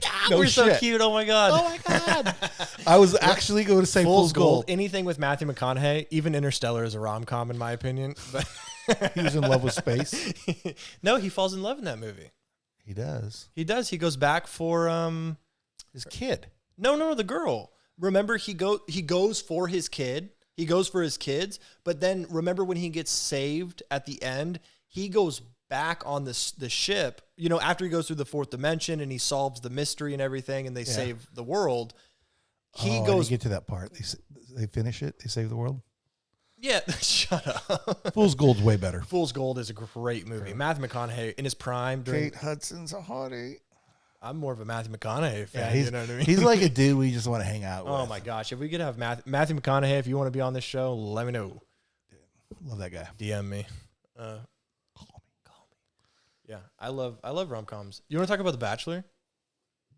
Bachelor of Paradise. Wasn't on my list, but I'm all Man. about the Bachelor of Paradise. I wanted to bring Since this up. Demi's got kicked off. It's not as good. No, you know what? Demi got Demi- too characterized. She was too cartoonish. Like her first season, Demi was a killer. And She was showed the up voice of reason. and she changed the show, I think, in a lot of ways, because she came in there, no fucks given. Well, she Demi also- was this young 20-something. She also left with a woman.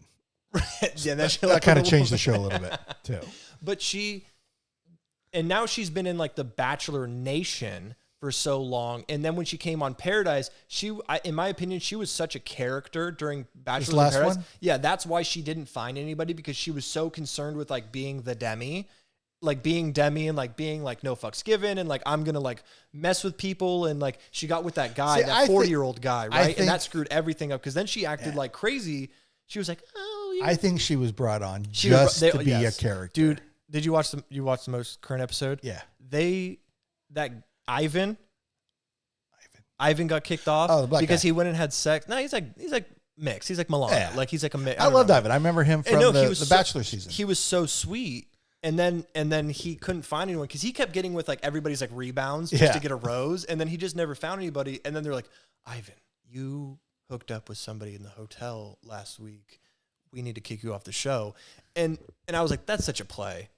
They produced that. There's so many things that are like genuine, like Joe and I think Serena, is that her name? They're legit. Like I think they're legitimately. Did you see the previews for next week? No, I haven't finished the So the newest previews. episode. Joe's there. He's going to propose. Okay. I mean, they show him Yeah. like all dressed up. She doesn't show up. Here comes Kendall. Oh God, dude, the Kendall thing is such a play. It's such a It is produced play. thing. Like, why would you bring Kendall on the show? why would Kendall come back unless she's being paid a lot of money to come back on and ruin- cause some drama? Like Exactly. But I was so proud when he was like, "No, I'm gonna stay away. I've got this good thing going with it." He seems like a genuine guy. I want to hang out with Morgan. Morgan. Slight love with Grocery Store Joe. Sorry, Adam. But no, but I love Bachelor now. Bachelor in Paradise is way better than any of the other so shows. the only reason I watch The Bachelor and Bachelorette, so you can know. So when they go on Bachelor in Paradise, I'll know who I'm dealing with. Right, here. right. So like, and it's because like on The Bachelor and The Bachelorette, you can go a whole season and only be with a person for like 12 hours, right? Oh yeah. I mean, if you have like a one-on-one and you guys go and like maybe you do the cocktail dinners and stuff and you have some time with them, that's such a limited amount of time, and then they ask them to get married at the end. Like you barely know that person. Bachelor in Paradise, they're there 24 hours a day, 7 days a week for 2 months. And it's awesome. I think it's a good amount of like production value where they're bringing in Kendall and they're bringing in they're always like throwing in extra girls and extra guys and all this stuff. But then I also think that there's an ability, I can believe the genuine connection, because if I was with someone for a month straight and we were with each other all day long, just like talking and talking and talking and having a good time and swimming and going to the beach and going on dates, you could genuinely fall in love with somebody. And I think there's been more marriages and more babies off Bachelor in Paradise. Yes. And I would love to see them use that model what if during the Bachelor season they let the man stay in the same hotel with the women and they're just constantly together? Constantly hanging out. I feel like the guy would kind of get like overwhelmed all day long, but he needs to be there, because I feel like in the Bachelor they see him and then they go like 3 days without seeing him. Yeah. And then they only see him for like a couple hours, and there's so much production that we don't see behind the scenes. They're probably filming and then stopping, and then they're taking interviews, and then they're filming, and like you truly barely see the guy, right? So, or the girl. All you cis males and all you beta males out there, get on the Bachelor Nation. I love the Bachelor. It's so good. Madison, you need to go watch Katie's season. Katie, I know you didn't want to watch. By the way, bring Chris Harrison back. No, you know what? I was in protest. That's why I didn't watch The Bachelor, because I really didn't like what they did to that girl. Maybe she got paid, maybe she didn't. But you know what? She's back together with the dude. With Mike, right? Matt. Yeah. Really? They're back together. Really? Morgan told me that the other day. So I find that so despicable, because they used some girl's reputation as her family's reputation. And the family's reputation and Chris Harrison's reputation to make a stand on social justice when they didn't need to do that. Yeah, it gets a little social justice-y sometimes. And so I was going to bring The Bachelor up an episode or 2 episodes ago and talk about when they all got together and they kicked that guy off that showed up for which clout. Which there was one this year? There was the one guy that they went against, and then the other chick was like, "Hey, this guy is obviously here for the same thing." You need to go back and watch Katie's season, because that's where all this started, and this is the way that Bachelor's rolling now. Oh, gotcha. There was 2 dudes or 3 dudes that they all ganged up. And the men all ganged up, and Thomas is one of the guys. Really? That's why Thomas and Aaron hate each other. Aaron led the charge to get him kicked off The Bachelor, because he was there for clout. He was there to be to be the next Bachelor. Gotcha. See, but who is it? Who honestly? Who is it there? Like Pink Floyd says, you got to ride the gravy train. You know what I mean? Like if Demi, I love Demi. Love Demi. She's doing it right. Like she got on there. I think she might be one of the first people to really bring, because now they're doing this whole thing where they like talk about like things that happened off camera, like off season. You know what I mean? Oh, me and this guy, we got a house and we hung out, and oh, we've been hanging out, and like we knew each other before we went on the show, and blah blah blah. And they're like bringing all these they're like intertwining like reality with reality television, but we know that this is fake. Yeah. We know that the reality is fake, you know? And so I think Demi's really the one that paved the way for that. Demi's the shit. Demi's the shit, man. And she's here in Dallas. She's from Red Oak, yeah. Come on the show. We'd love to talk Bachelor. I'll talk Bachelor with Demi. But I thought you need to go back. I thought Demi was a little too Katie's much. season was my favorite. I'm not going to watch it. That was my protest season. And so, yeah, I completely hate what they did to Chris Harrison and the girl. The girl that the girl, this all started from. Yeah. But Chris Harrison got paid a lot of money. I'm pretty sure Chris Harrison's still an executive producer of the show. Yeah. They probably just don't put his name on the title. So I'm not saying I'm right. I'm not saying wrong, but this is I heard they wanted him to like, hey, we're going to have to let you go. Right. He's like, okay. I fucking own half the show. He goes, are you kidding me? I know everything. Right. Well, we need you to sign this NDA. Nope. Nope. Yeah. Here's a $25 million check. Will you? Absolutely. Yeah. So he, Because he's I've been seen around him since on the beginning. Oh yeah, I've seen him on TikTok. He's doing just fine. Oh, really? Yeah, his brother lives here in Allen. Yeah. Or Lucas. Really? Anyways, yeah. But no, he's doing just fine. He looked like he wasn't too upset. But you know who the new host is going to be? My boy. I kind of like on Bachelor Wells. in Paradise. Oh, really? He's going to be the... I hope so. Okay, I think they're like that. They're getting him ready because he was the host this week, right? He started out on Bachelor. I heard he was that. a contestant. Madison told me he's dating some... He's married to the girl, from Modern Family, the right? real pretty girl, the oldest daughter. Yeah, I saw that Daddy Issues does the Bronchular, right? I haven't seen it. Yeah, I haven't seen it either, but I've always talked about I want to produce my own Bachelor, not like any of us being on it, but like I want to take like Juan, make him the Bachelor, and like make them do, because on the Bachelor they send him off. I'm googling Bachelor in Spanish. El Bachelor. El Bachelor. El Bachelor. Yeah, that's how it is. I actually was talking about this with my Hispanic friends. I want to produce a Bachelor where, because in the show they send them to like France and they're all like going on vacation. They go to like the Alps, and then, you know what I mean, they like spend these like one-on-one dates in the Alps. I want to send your ass to Walmart with $50 and be like, this is what you have for your date. No, this is what you have. You two.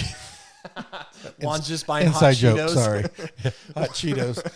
But like you give them like real world tasks. You say, hey, you guys, here's $50. You got to make a 4-course meal. Exactly. Or like you have to buy dinner for a couple days. You know what I mean? Like real world things, because I just feel like the limited amount of time that they get to spend with each other, and then they're supposed to marry each other. Yeah. It's so unrealistic. That's why it never works out. It's so unrealistic. Very rarely. I feel like everyone on that show at this point, and everybody watching, knows that the people in Bachelor and Bachelorette are really just the filters for Bachelor in Paradise. Bachelor in Paradise is great. It's so good. My favorite. I look forward to it more than any other show on TV, on network TV. It's so good. So it's great. And you need to go watch Katie's season. I'm not going to watch Katie's season. That's my protest season. That's the best season. Katie was great. Military industrial complex? I just put that because I knew that would get your attention. I also have the new NDAA bill that just got passed. Well, let's do mine real quick because it'll it's be the quick. same thing. Yeah. Oh, is it? Oh, is it? I believe it's a part of the same thing. So what is I put this? my computer away. That's fine. I'll pull Mine is women. They're voting on women to be drafted. Was that a part of the NDAA? I think it's part. I don't know. Did I put a link on that? I can't remember. I'm pulling it up right All right. here. This is the 21 best garbage pail kids. That's what we're cards to talking own. about. Stop. Do you, No, that's what's under. Oh, is it? I missed my. Okay, forget women the get military. drafted. Who cares about that? Let's talk about this. Have you ever heard of the Cabbage Patch Kids? Cabbage Patch Kids. Yeah, the dolls. Right. Yeah. So back in the 80s, there was the Garbage Pail Kids. Yes, and are you familiar right? with them? They're cards, right? Okay, I was hoping you hadn't heard of them. Yeah. I've heard of them before. Well, kind of. They're like goof cards, right? Yeah. Pull them up, and you can I've got scroll them right down. You can see like the top Atom 10. Bomb, 1985, Garbage Pail Kids, Original Series 1, 8A, Sharp Corners. Just scroll down. I'm looking through them all. Just look through. What's more pictures? There's a bunch of pictures. Yeah, there's a bunch of cards. They're like, so you're saying the price is like... No, I don't care about the price. I'm like, I just was trying to bring something from the 80s. Like, had you ever heard of the Garbage Pail Kids? Yeah. So you've got Nasty Nick. He's like a little like vampire looking guy.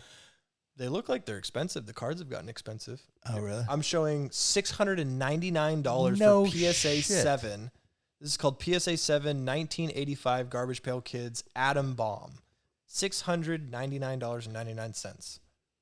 Okay, stop real quick. Okay. Pull up your laptop. Grab that right there. That's the 1960. No, next one over. Pull that up and see how much that's worth. Okay. It was only like $48 last time I looked. Pull up your laptop and start talking about. I think you can control the screen. If you start scrolling, you should be able to talk about it. But no, the only reason I brought that on was like I was trying to bring something generational. So this isn't. Oh shit! We're both trying to control. Hold on. Oh, I won't be able to look it both up. But go ahead, talk about it. So I was just trying to bring up. Maybe is there another link?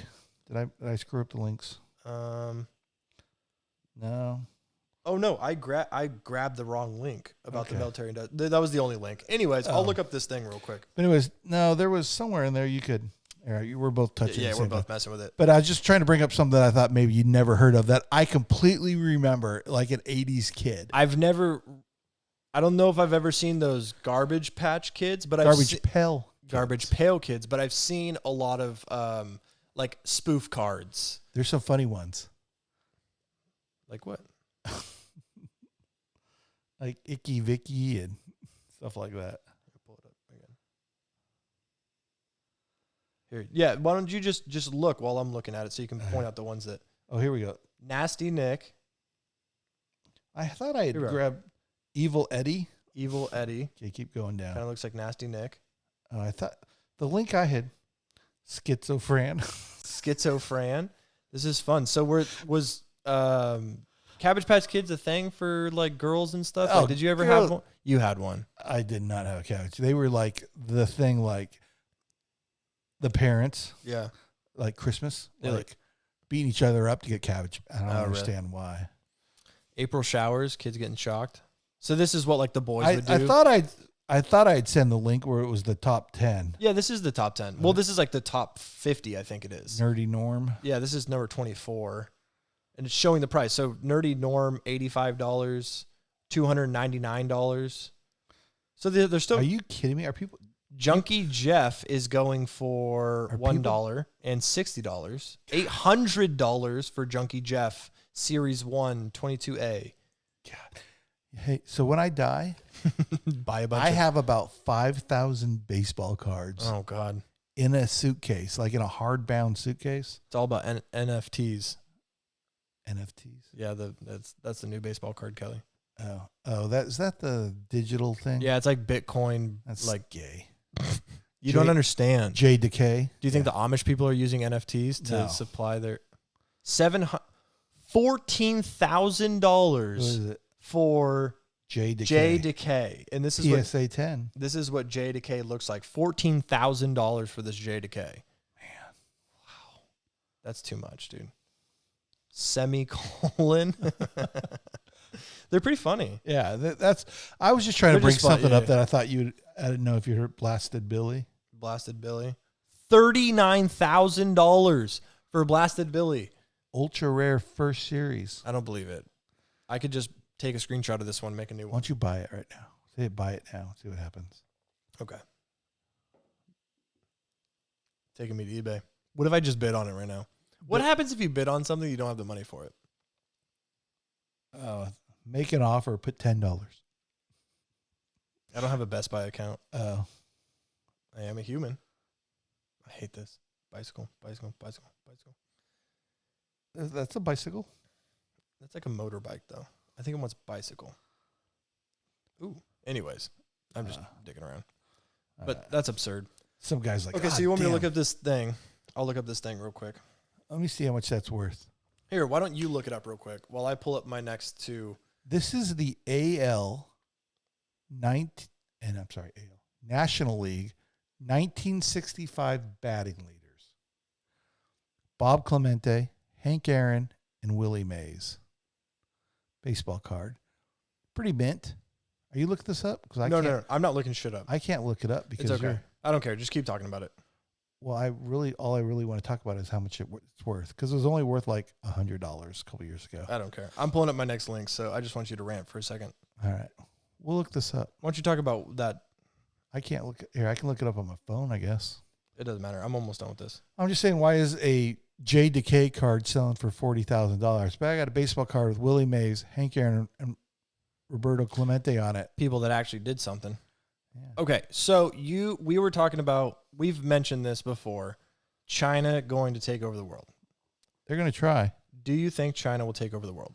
I think they will try, and then they will be very shocked that 100 million Americans own 124 million guns and will fight to the death to stop them. Yeah, I think that we could potentially go to conflict with China, but I think if we ever actually did go to conflict with China, I watch a lot of stuff about geopolitics. I love geopolitics. I love like learning about like how other countries, like history of geopolitics, like current geopolitics.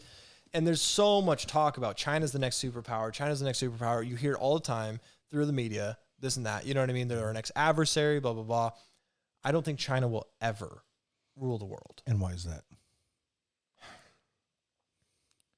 China is a communist country. Yes. From the research that I've done in the last week, I kind of hit this idea, and then I was watching a couple of videos, and I just did some research. I've got a bunch of links and stuff. I want to show you 2 videos that I think are interesting. But Okay. China, one of the videos, I've been watching a lot of vloggers of like Europeans and Americans that live in China that vlog about China. Okay. And one thing that I heard someone talking about, and they made a great point. China will never rule the world because they do not convey influence on the world.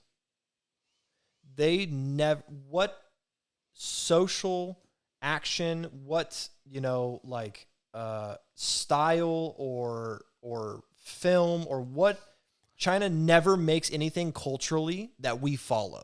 They never make no one, not even in China, they're forced to follow that shit. Yeah. But no one in any other country is like, hey, look at what China's doing. We really like That's that why America, topicalness of China, right? The topicalness or the hot phase, the trends are always set by America. Yes. It doesn't matter if China rules the world. And I mean, if they controlled all of media, pop culture comes from the United States, or they come from the free countries because it comes from the people. So I think we're so accustomed to that China would never be able to rule, because even if they did start ruling, no one would care about, especially us, who has been generation after generation of like freedom and like coming up with the next cultural icons and things. There's no way. So I saw this thing a while back. It was all about the Japanese in World War II. Okay. And after they attacked Pearl Harbor, they were supposed to attack another place. And I'm sorry, I can't remember it off the top of my head. But the third phase was the United States homeland. They were going to attack. Like California or something. Like California. Yeah. And ultimately, why they didn't. This was the general. This was the general from Pearl Harbor talking about why they did not. Why? I feel like I know this stuff, but why? They were like, yeah, we would not win. The United States is so vast. There's so many people, right, and they're so well armed. Right. We would be fighting, instead of fighting 3 million guys in the army, we'd be fighting 80 million armed, pissed off Americans. Right. 300 million Americans with guns. Oh, I mean, I feel like even if you attacked Southern California, if Southern California was attacked by conservatives, they would fight. By conservatives? Yeah, I mean, I'm saying like if like a liberal state, like they're I feel like that's where the conflict would lie. But if we were attacked by a different nation, we would group together. We would put our liberal versus conservative things away, and we would come together and fight. We would fuck shit up. Like all the liberals would become gun-toting liberals. They would still have their liberal values, but they would have AR-15s in a heartbeat, and they would.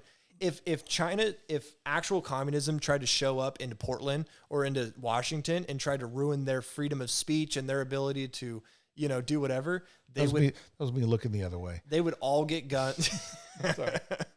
They would all get guns and they would fuck shit up.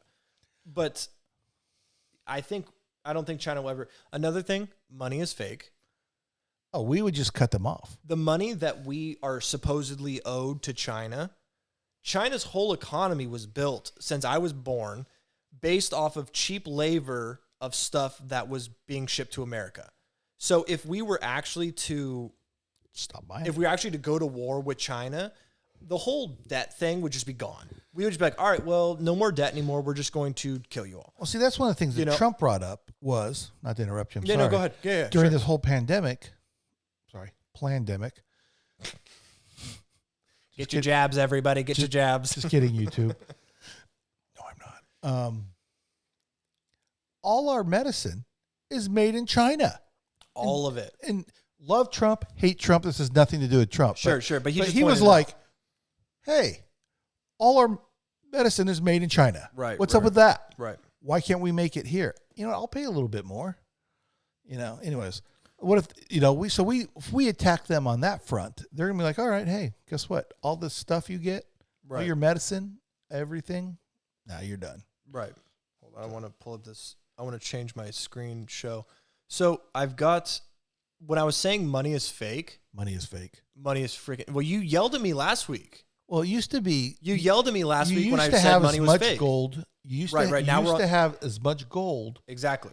You had to have as much gold as you had currency to back it up. Exactly. And that's a logical way. But you yelled at me last week when I said we were talking about the border stuff, and I was like, fuck money. Money doesn't, you're like, who's going to pay for it? I was like, fuck money.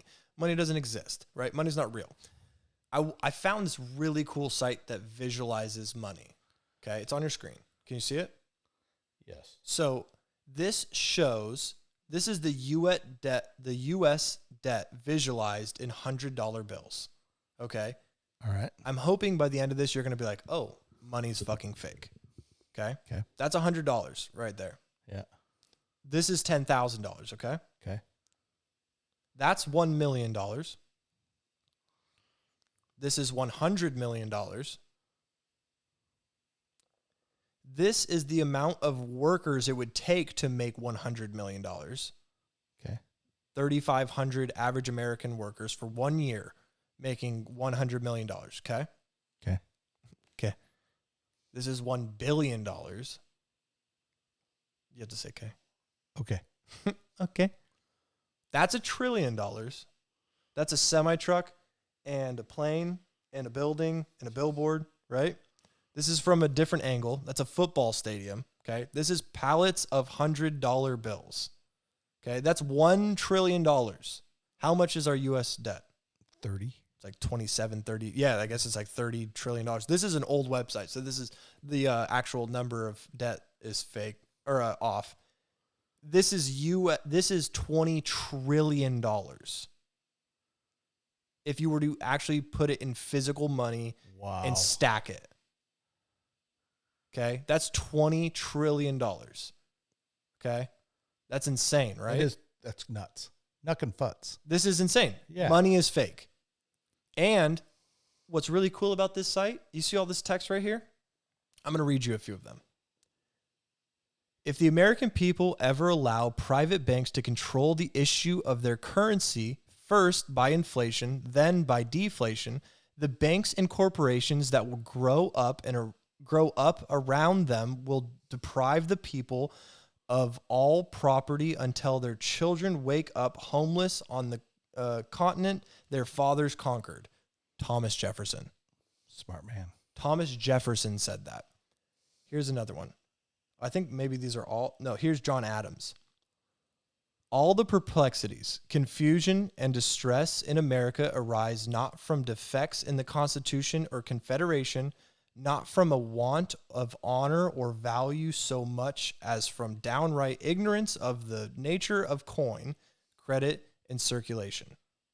John Adams. So they're trying to pass that $3 trillion. $3 trillion. And what's all said and done, it's $5 trillion. So basically, the framers of the Constitution realized, dude, if you let the banks take over, then who is it? Who do they all make out to be an asshole? Joe Biden. No. He's Adams. John Adams. Is it John? One of those framers. They always say is like such a racist. Jackson. Andrew Jackson. They always say he is such a racist. There's such a propaganda around hating Jackson. Jackson's the one who was like, do not put currency in the hands of the federal government. He was like, that was the hill he died on. Apparently, really? I'm speaking out of turn. I don't know. Not Aaron Burr. No. I believe it was Andrew Jackson. Okay. But I just wanted to show you. Those dudes were so smart. So if we went to war with China, this is fake. Oh yeah. There's not this much dollars in the world. There's not this much gold in the world. And so if we were to go to war with China, we would be like, fuck all that. That's all gone. Yeah, you know what I mean? We're starting over. This is fake. We're starting over and we're going to fight China. You know what I mean? So if that's, because I hear a lot of people be like, oh, well, the debt, like China's going to come and ask for us to repay that money one day. Dude, no, they're not. We literally built China's economy back up. We brought 1 billion people out of poverty in China because of our cheap goods that we had them build. And so they're like, oh, we're going to, so China's money is fake, is right. If our money is fake and that money built China's economy is fake as well. China's right? smart though. I don't care. They're I don't smart. care if China's smart. I mean, they're hitting other markets. They're all in the Middle East right now. Sure. Okay. So have Africa fund you. They're in the Middle East. And they're in Africa as well. China is completely based upon us. The whole world, in my opinion, needs Yes, I America agree. to succeed. I agree. Everything is based upon us. That's why they use the U.S. dollar in business. So that was just one thing that I wanted to bring up because I thought that, that's another point about if we were to go to war with China or whatever, So I was going to tell you, same right along exactly. I saw a TikTok the other day of this guy talking about he laid like $1,000 out. Okay. And just, Yeah. Actually, he laid him out long ways. It's Okay. like, this is $1,000. And then he folded it up to 9/11. He's like, and he was talking about this $3.5 trillion bill. bill. Yeah. He's like, oh, wait. He's like, let's put these together to see how many of these will take to make $3.5 trillion. So he had them like long ways, right?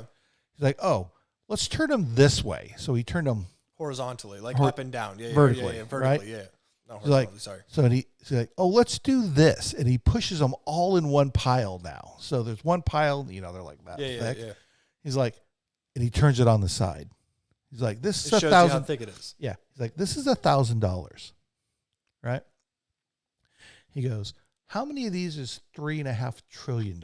That's what that website was for. So he goes, let's go with $1 billion. Right. And so he stacks them up. Right. He's like, if we stack these up on a road, it would take you an hour to drive past it. Them stacked up. And that's what that was just the visual. Once you visualize it, $20+ trillion in debt, and it's 9 times taller than the Statue of Liberty, you're like, oh, this is fake. Yeah, this is not real. You know what I mean? I obviously I'm not an economist. I can't explain to you why it's not real. But if we have $30 trillion of debt, where is that? What is that? That doesn't even make sense. If we're so in debt, why are we giving other countries so much money? We give so many countries money because money is not real. No. It's like the influence that we cause globally is real. That's real. America needs to stay in his lane. America needs to stay in their lane.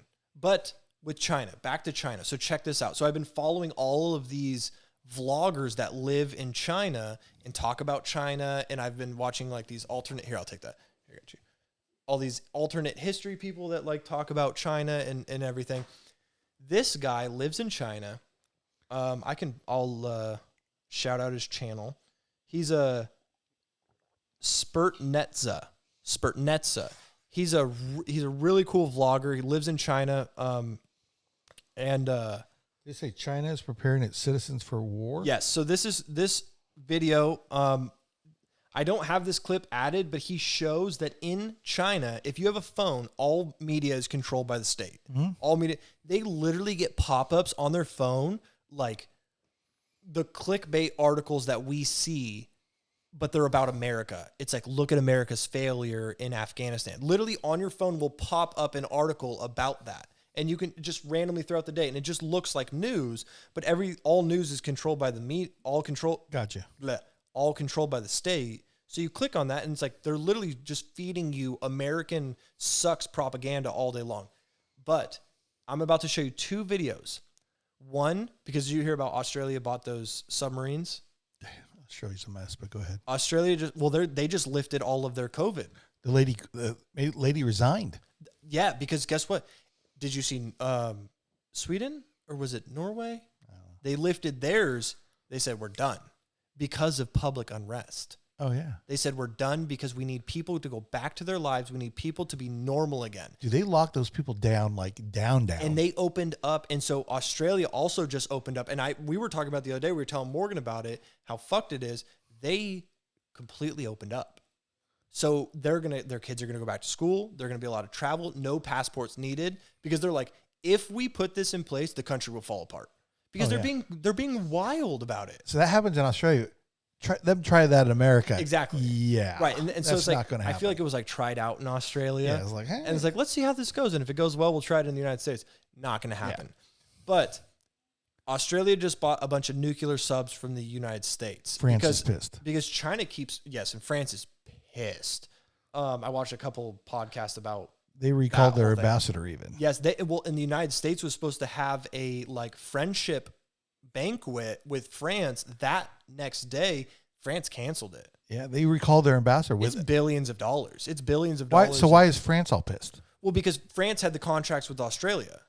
Oh, so we snuck. France was going to sell Australia diesel submarines. And they had a contract for, I don't know how many it was. I'd rather have the American submarines. And so then America swooped in and they sold them nuclear submarines. Okay. I don't see why France is pissed. But France is mad because France is mad. We France was going to get a bunch of money. They got a better, Australia got a better. Obviously. No, I completely understand that. And everyone understands that. But France is just mad because Australia already kind of agreed to buying these diesel ones. And then they went and flipped and bought nuclear from America, which are obviously better. Right, nuclear, they can go for like 4 years. Yeah. The only constraint is food. Yeah. That's the only constraint from them never leaving underwater, right? So there's a lot of tension between Australia and China right now, okay? So what I'm about to show you, so this is this vlogger, I'm Team Australia, but back to the point. There's this vlogger, and he said this episode is called China is Preparing Its Citizens for War. You should not ignore this. Obviously, that's kind of a clickbaity title, whatever, but he does make a lot of great points. This video is how Australian news talks about China and their actions and their rhetoric. This is how Australian news talks about Is Australia nuclear power? They are. Yeah, sure. Yeah, they're nuclear power. Yeah, they're nuclear power. Yeah, they promised, actually, I think they talk about this. What you're about to hear is from one of the press secretaries of the CCP. He was like the press secretary for one of the top people in the CCP. He actually makes note about Australia carrying nuclear weapons on the submarines that they just purchased. So take a listen to how China talks about Australia and the West. All right. Okay. Mainland China. Australia itself will be a target for possible nuclear attacks in the future. Can I just stop you there? Can I just stop you there, Victor? Australia will be a target for nuclear attack from whom? You do not need to know whom it will be, but as a logic, no one wants to target any nuclear-free zone, which now includes Australia. Australia has said it will not be carrying nuclear weapons. These are nuclear-powered submarines, as indeed China has. But we're not talking about nuclear weapons. So how is it a target? Listen, do you really believe you can trust what Washington or even what London say? I would say the watershed moment will be if Australia is armed with nuclear submarines to be locally produced in Australia. Australia will lose that privilege of not being targeted with nuclear weapons by other countries, and that should be the wake-up call for the Australians, the 23 million Australians. Do you really want to be a target in a possible nuclear war, or you want to be free from nuclear menace going forward? Surely. Holy shit. That is a top. It's a threat. That is from the top, whatever Chinese I just guy? said, Chinese minister. He's like the spokesperson for top CCP officials. That means that Xi Jinping told his officials to tell that guy to say those things. Okay, that's China literally saying they are going to nuclearly bomb Australia if they follow through with getting nuclear submarines. So China's got to realize. check this out. Hold on. Let me finish my point here, and then we can break through. Okay, but that's fucking absolutely. crazy, right? I was sitting there like, holy shit.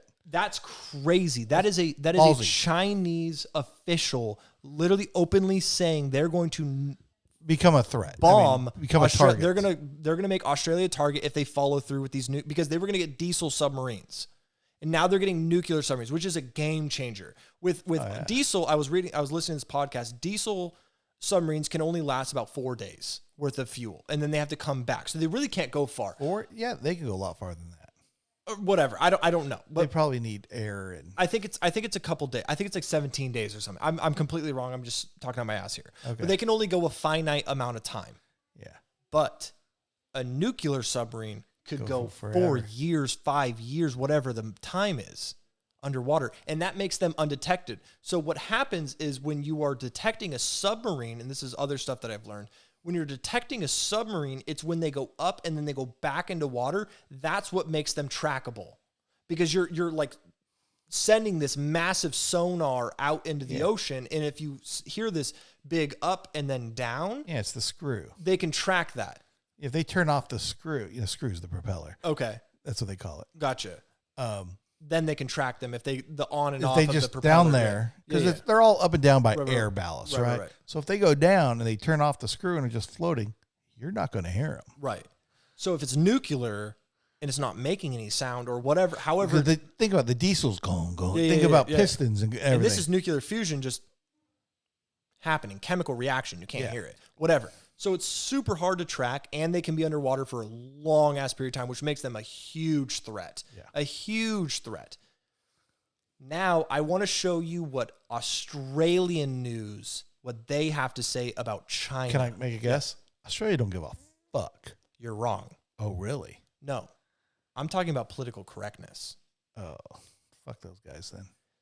China literally just openly said that they will make Australia a target. Yes. This is what this is from the same video. This is just different timestamp. Okay. This is from an Australian news.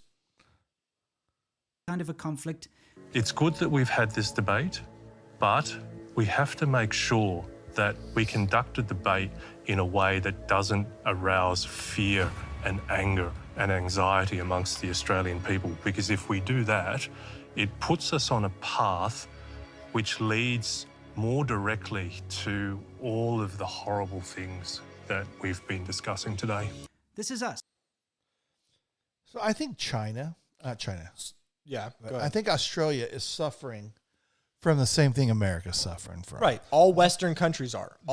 Their people are like, hey, and their governments are like, and the people are like, what the hell? I think Australia is Western countries. Western civilizations are going through the exact same thing right now. Like, and so that was just one thing that led me to believe that China. So and this has actually been a long segment that we've been kind of talking about this. Yeah. Like, so to recap kind of everything, like, I don't think China will ever, I don't think China will ever rule the world. I don't think they're ever going to be the rulers of the world, because in order to do that, you need to convey influence. People want to emulate you in order to be the rulers of the world. But do I think there might be a conflict coming that we're literally having a blind eye to because we're being too politically correct to say, yeah, China's a fucking threat? well, they are a threat. They're a threat. But I'm saying is like,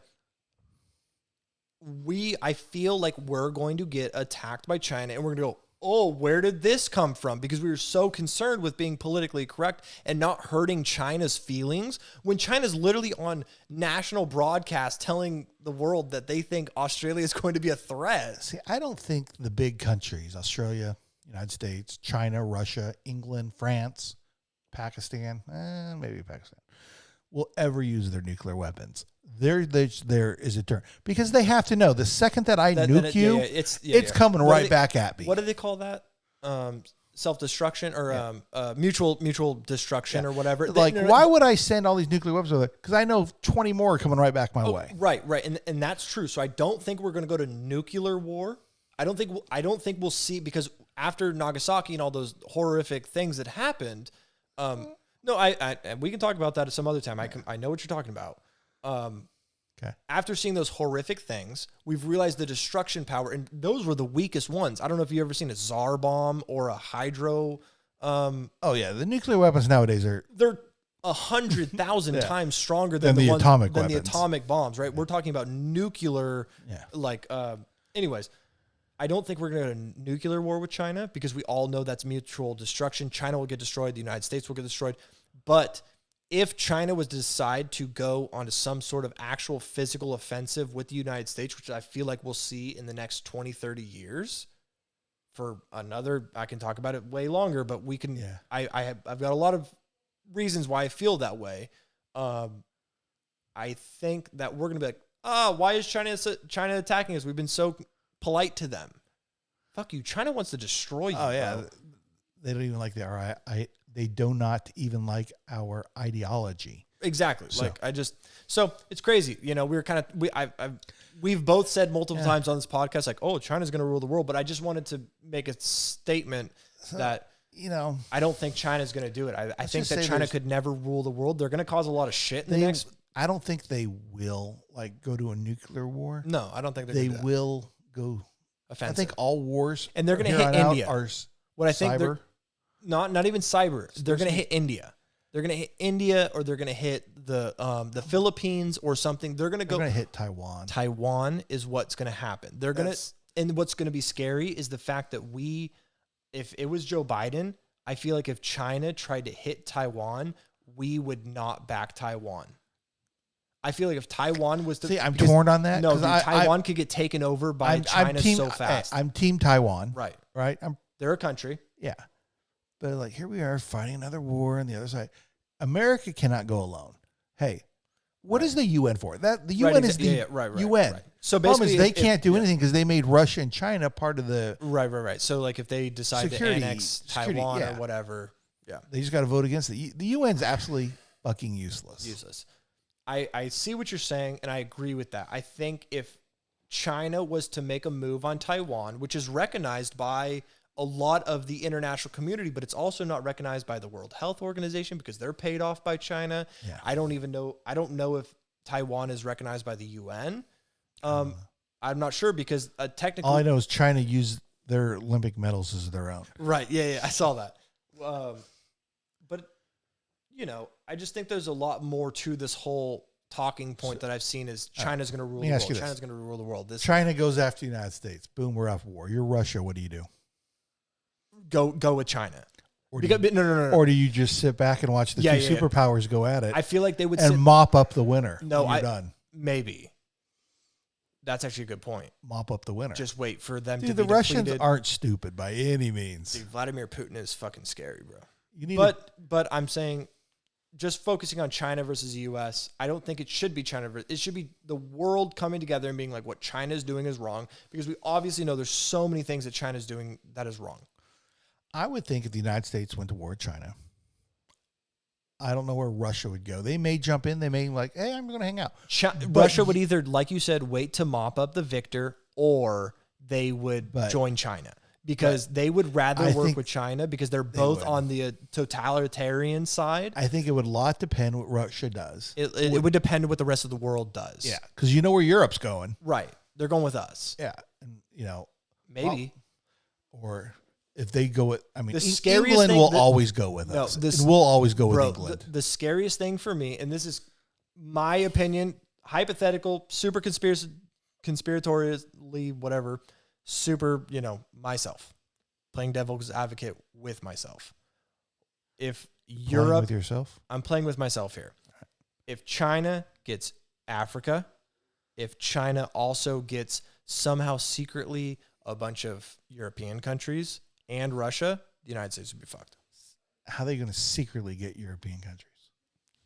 WhatsApp. Yeah, they'd secretly chat them. I don't know. Signal. I don't know. Texting, I don't know. Europe kind of likes being free.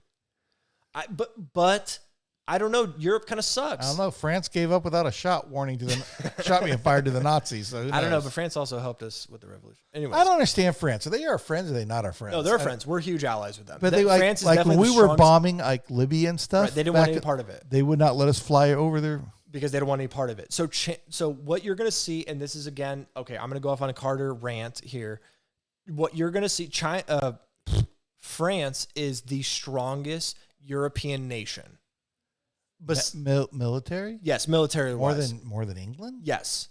Because if you were to think about what England does for themselves, England is just a proxy for us. And I'm also talking on my ass here, but this is just what I've learned and what my opinion on the matter is. France is the strongest European power, right? Just agree with me, say right. Sure.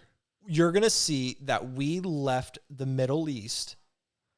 We're leaving the Middle East, and you're going to see within the next 10, 15 years that France is going to go to war with terrorism really hardcore because the United States was the one allowing oil. We're allowing oil to flow to all these European nations, and once we back out completely because we become oil dependent or resource dependent, you're going to see a country like France, most likely France, go to war with the Middle East so that they can get their oil that they need, and then they're just buy oil from us. They can't. They're not going to. There's no pipeline. What are you going to do? You're going to. It's so much cheaper to go to war with the Middle East and rape them of oil than it would be to transport oil from private companies to the United States. That's what we do right now because we can't pump our own oil. Shut up, Kelly. Sorry, I'm just poking holes in your theory. I'm just telling you, Just you're going to saying. see France go to war with the Middle France will go, nah. I mean, with the Middle East. with the Middle East. With the Middle East, with like I'm just Saudi saying, Arabia or anybody, some shit. if America goes to it, let's just say World War III breaks out. Oh, teams Teams. are going to get picked. Teams, what have we gotten for World War III? United States, all of Western Europe, maybe even Eastern Europe. Europe's going to go with Team America. Who's Yugoslavia going with? They're not a country anymore. Shit. Australia will go Team America. Of course. Team America, fuck yeah. And it's going to be the same actors on the other side. Russia, Axis powers. China. Yeah. But during World War II, Russia was our bros. But here's the thing. World War II was Russia our bros until they weren't our bros. Here's the thing, like during No, the Cold War, Russia was our bros. until they weren't our bros. Russia At the was end. Russia was our bros until they realized that we were working on the nuclear bombs. Where's Patton? Where's I my know. book on Yeah, Patton it's at? up I'm there. looking I see for it. I it. see it. Patton saw that coming. Okay.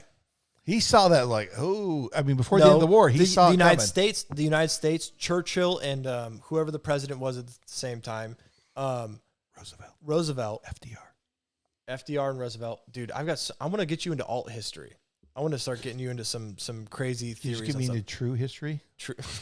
I need alternate. Yeah, why don't we history. learn about the real history before we go into All alt right. history? But I think the United States and Britain were working on, they knew about the bomb, and then they left. Russia asked for help, and they asked for community so many times, and then the United States and Britain were like, fuck you, and that's So why FDR, Russia became from what if I remember from my readings, okay.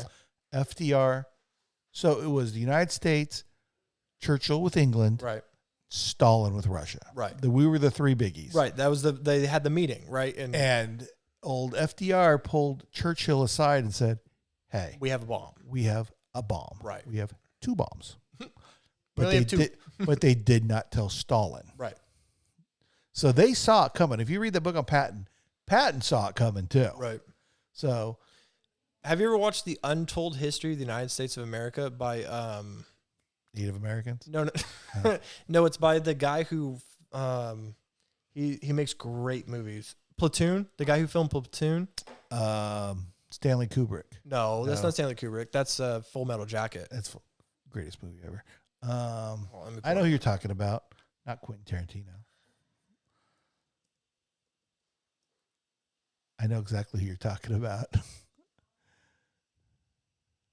Hold on, let me pull. I just want to call out the Oliver Stone. Oliver Stone. Oliver Stone's The Untold History of the United States is a fantastic documentary. Yeah. It's amazing. It's like 20 parts though. It's way too deep. Keep talking for a second. Do you have to pee? No, I'm getting a drink. Oh, I have to pee too. I don't have to pee. I'm getting a drink. I have to pee, so I'm going to pause this. Will you we'll be able right to back. cut all this out? Yeah. We'll be able to edit all this out? We'll stitch it all together. All right. All right, pause. We're recording. Go ahead. Ask a question you were going to ask. We can stitch all this together? Yeah, it's stitched Okay. together currently. Sorry, the alcohol's flowing Dude, through Carter. the wine is making me pee like a motherfucker. What kind of wine is that? Red wine? Anyways, we're back to teams, World War III teams. United States, America, United States, Australia, Western Europe, definitely. Australia, If there isn't a back door, like I said. I don't think there will be. Poland. I'm moving to Poland. Why? Dude.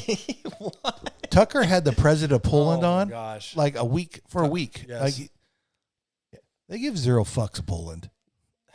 Zero I'm fucks not are given to I'm Poland. not going to entertain this. Let's entertain that thought. After World War II, they're like, we're done. We're going to entertain that later again. We're going to talk about Tucker Carlson, what we think about him later. But think he's like a Kid Rock. He's a national icon. National treasure. I have mixed feelings about Tucker Carlson. I understand you do. Same way I have He's your paid. Sagar and He's whatever. paid. He's paid by somebody. His He's parents paid- come from money. He's paid by somebody. Everybody's paid, but you're paid by somebody. How do I know you're not saying what you're saying because the Chinese have secretly got to you? Dun dun dun. No, but everybody's paid by somebody. Let's just leave it at that. We can dive into that. But let's finish. So you're saying United States, Western powers, Yeah. Eastern I Europe. don't think China holds a chance because you know what? I think Eastern Europe. This would is try- same reason we would always beat Russia during the Cold War, which you don't remember because you weren't there. I wasn't there. Not only did we match them missile for missile, Mhm. we had better everything. We'd starve them out. Right, because we feed them. We feed them. Yeah. We don't need their oil. Okay, now if you believe in climate change, Russia could potentially, the tundra could thaw out and become massive, unthinkable amounts of land, literally the size of the United States, could be used as farmlands if the tundra was to thaw out because of climate change. But it's not. Okay, all right. Well, At least this generation. maybe. But China thinks in the long term. Oh, China definitely. China thinks in the long China term. plays the long game, definitely. They play the long game for sure. So, but there's a lot of things, and I don't believe the whole. Too bad they can't win the most gold medals in the Olympics, though. Ah, man. Fuck you, China. Fuck you, China. You can't even dive right. No, they won all the gold medals in diving. They can't. Well, come on, China. You're not going to win the 100 meters. No, you're not. You're not going to win the America. You're not either. Same thing with the women versus men conversation. You guys are not going to beat them in running. China's not going to beat us. Do you got ping pong? Absolutely. You're going to win ping pong. They got ping pong for diving. Sure. You got it. Oh man. Track and field. Not so much. Nope. Not so much. So yeah. Anything else? Let me check your show notes because get over here, Chance. I don't want to be the producer anymore. I want to be able to I want him to be able to talk to us and tell us what we're supposed to talk about and then go forward. I think we hit all your points. I've got a ton of points, but I don't want to save them for next week. Yeah, save. I'm thinking of just doing one long running thing. How long are we? I don't know because we've done multiple breaks. I haven't been able to check how long. You stopped recording during those, didn't you? Yeah, I stopped recording, but I'm saying we've taken multiple breaks and I've stopped those, and I don't know how long those periods were for. All right. Well, is this the end of the show? I guess this is the end of the show. Follow us on Instagram. Yep. I don't know what our Instagram is. It's called, I believe it's called Gen Gap Pics. Did we take a pic this week? We did for the last 2 episodes and I'll take another picture and we'll post that picture. But we're also going to try to get on TikTok. We're going to try to kind of condense some of these segments into TikTok videos. We can't put the China segment on TikTok. No, we're putting the China segment on TikTok. We'll be on TikTok for about a day. Yeah, and then before we're kicked off. The second, our first one should be about China. I think the first one should be me being the guy from Yellowstone. Oh man, good podcast. Good podcast. Okay, cool. Well, anybody you want to give a shout out to? No, I hate people. They all suck. Where are we going for dinner? I don't know. I'm hungry. I'm hungry too. It's 7:00. It's only 7. Okay. All right. Good night, Juan. Cool. Good night, Chance. Good night, Chance. Good night, Juan. If you're watching our videos, please give us a like and subscribe. Somebody please interact with us. Yeah, we got 2 likes this week after 1 dislike. I want to comment. You know what I mean? I want some comments. I want some new subscribers. Yeah. I think we do need to get on TikTok because I feel like exposure. The way that it works is if we have these 1 to 2 hour plus videos, no one's going to sit there if they don't already know who we are. But if they watch us on TikTok, then they'll be like, oh, I want to check these guys out. They're so topical and they're so funny. We need to be funnier. I don't care. I just you don't think we're funny? I don't care about funniness. I did wear a mustache or I think we're beard. I think we're funny. We think we're funny. I think I'm funny. I could care less what you guys think about me, but if you've made it to the end of this video, we really appreciate it. We do. We do. I really enjoy making these podcasts. It's been a really fun hobby to pick up. Absolutely. It's been great to just kind of try to bottle my thoughts up and get enough resources and links and things. And I think moving forward, we want to start bringing some people on that we know. And yeah, and if you know us or even if you don't know us and you have something interesting about you, like we would love to talk to you about it and just make you a segment. I mean, you don't have to be on the whole time or whatever. You could be on the whole time. Who cares? But we could call you in. You could come. Once we get 1,000 followers on TikTok, we can go live. Oh, on TikTok we can. Yeah, you go live like where you can just completely interact with people on TikTok. Okay, we could do a live show. That'd be fun. Do a live show. We could totally do a live show on TikTok. Yeah, that'd be fun. That'd be good. Just stream this straight to TikTok. It'd be good. Cool, man. Well, rock on. Thanks for the podcast. We didn't get that drunk this time either. Oh, we did not get. When will episode 2 officially be released? I think I might have deleted episode 2. No, that was the lost episode where we got so hammered. Now it's officially lost. Did you really? You know, on your desktop, there's a thing called Recycle Bin. You can probably go find it there. I think I've tried. I don't know. We'll see. We'll see what I can do. I've got my tech guys working on it right now, trying to revive the video. But it's in there somewhere. It's in there somewhere. So Good podcast. I had a great time. I guess we'll see you all next time. Thanks, guys. Thank you very You're much still for here. watching. Thank you for listening. Thanks for watching Generational Gap. Check us out on Instagram. Hopefully we'll have a TikTok up within the next couple days. I don't think we need to go to Facebook. No. Facebook's stupid. No, Facebook is stupid. I'm not even going to, I don't even want to entertain the Facebook thought. A Twitch? Is that a thing? No, that's not what we're doing. Discord? Is that a thing? Nope. I don't know. We could have a Discord. I don't know what either of those are. At some point we could have a Discord. A Discord is more for like text. Like we could chat with people if we want to chat, but If there's something you want to talk about or a topic you want us to talk about, that would be cool too. Yeah. Seriously, if you're watching this video and you've made it this far and you want to like make a comment or whatever, like if you're making comments, we'll shout you out. Like we'll talk. Dude, we're super excited. We love doing this. We love doing this just for the two of us, but also if we start getting some community interaction, would be really cool as well.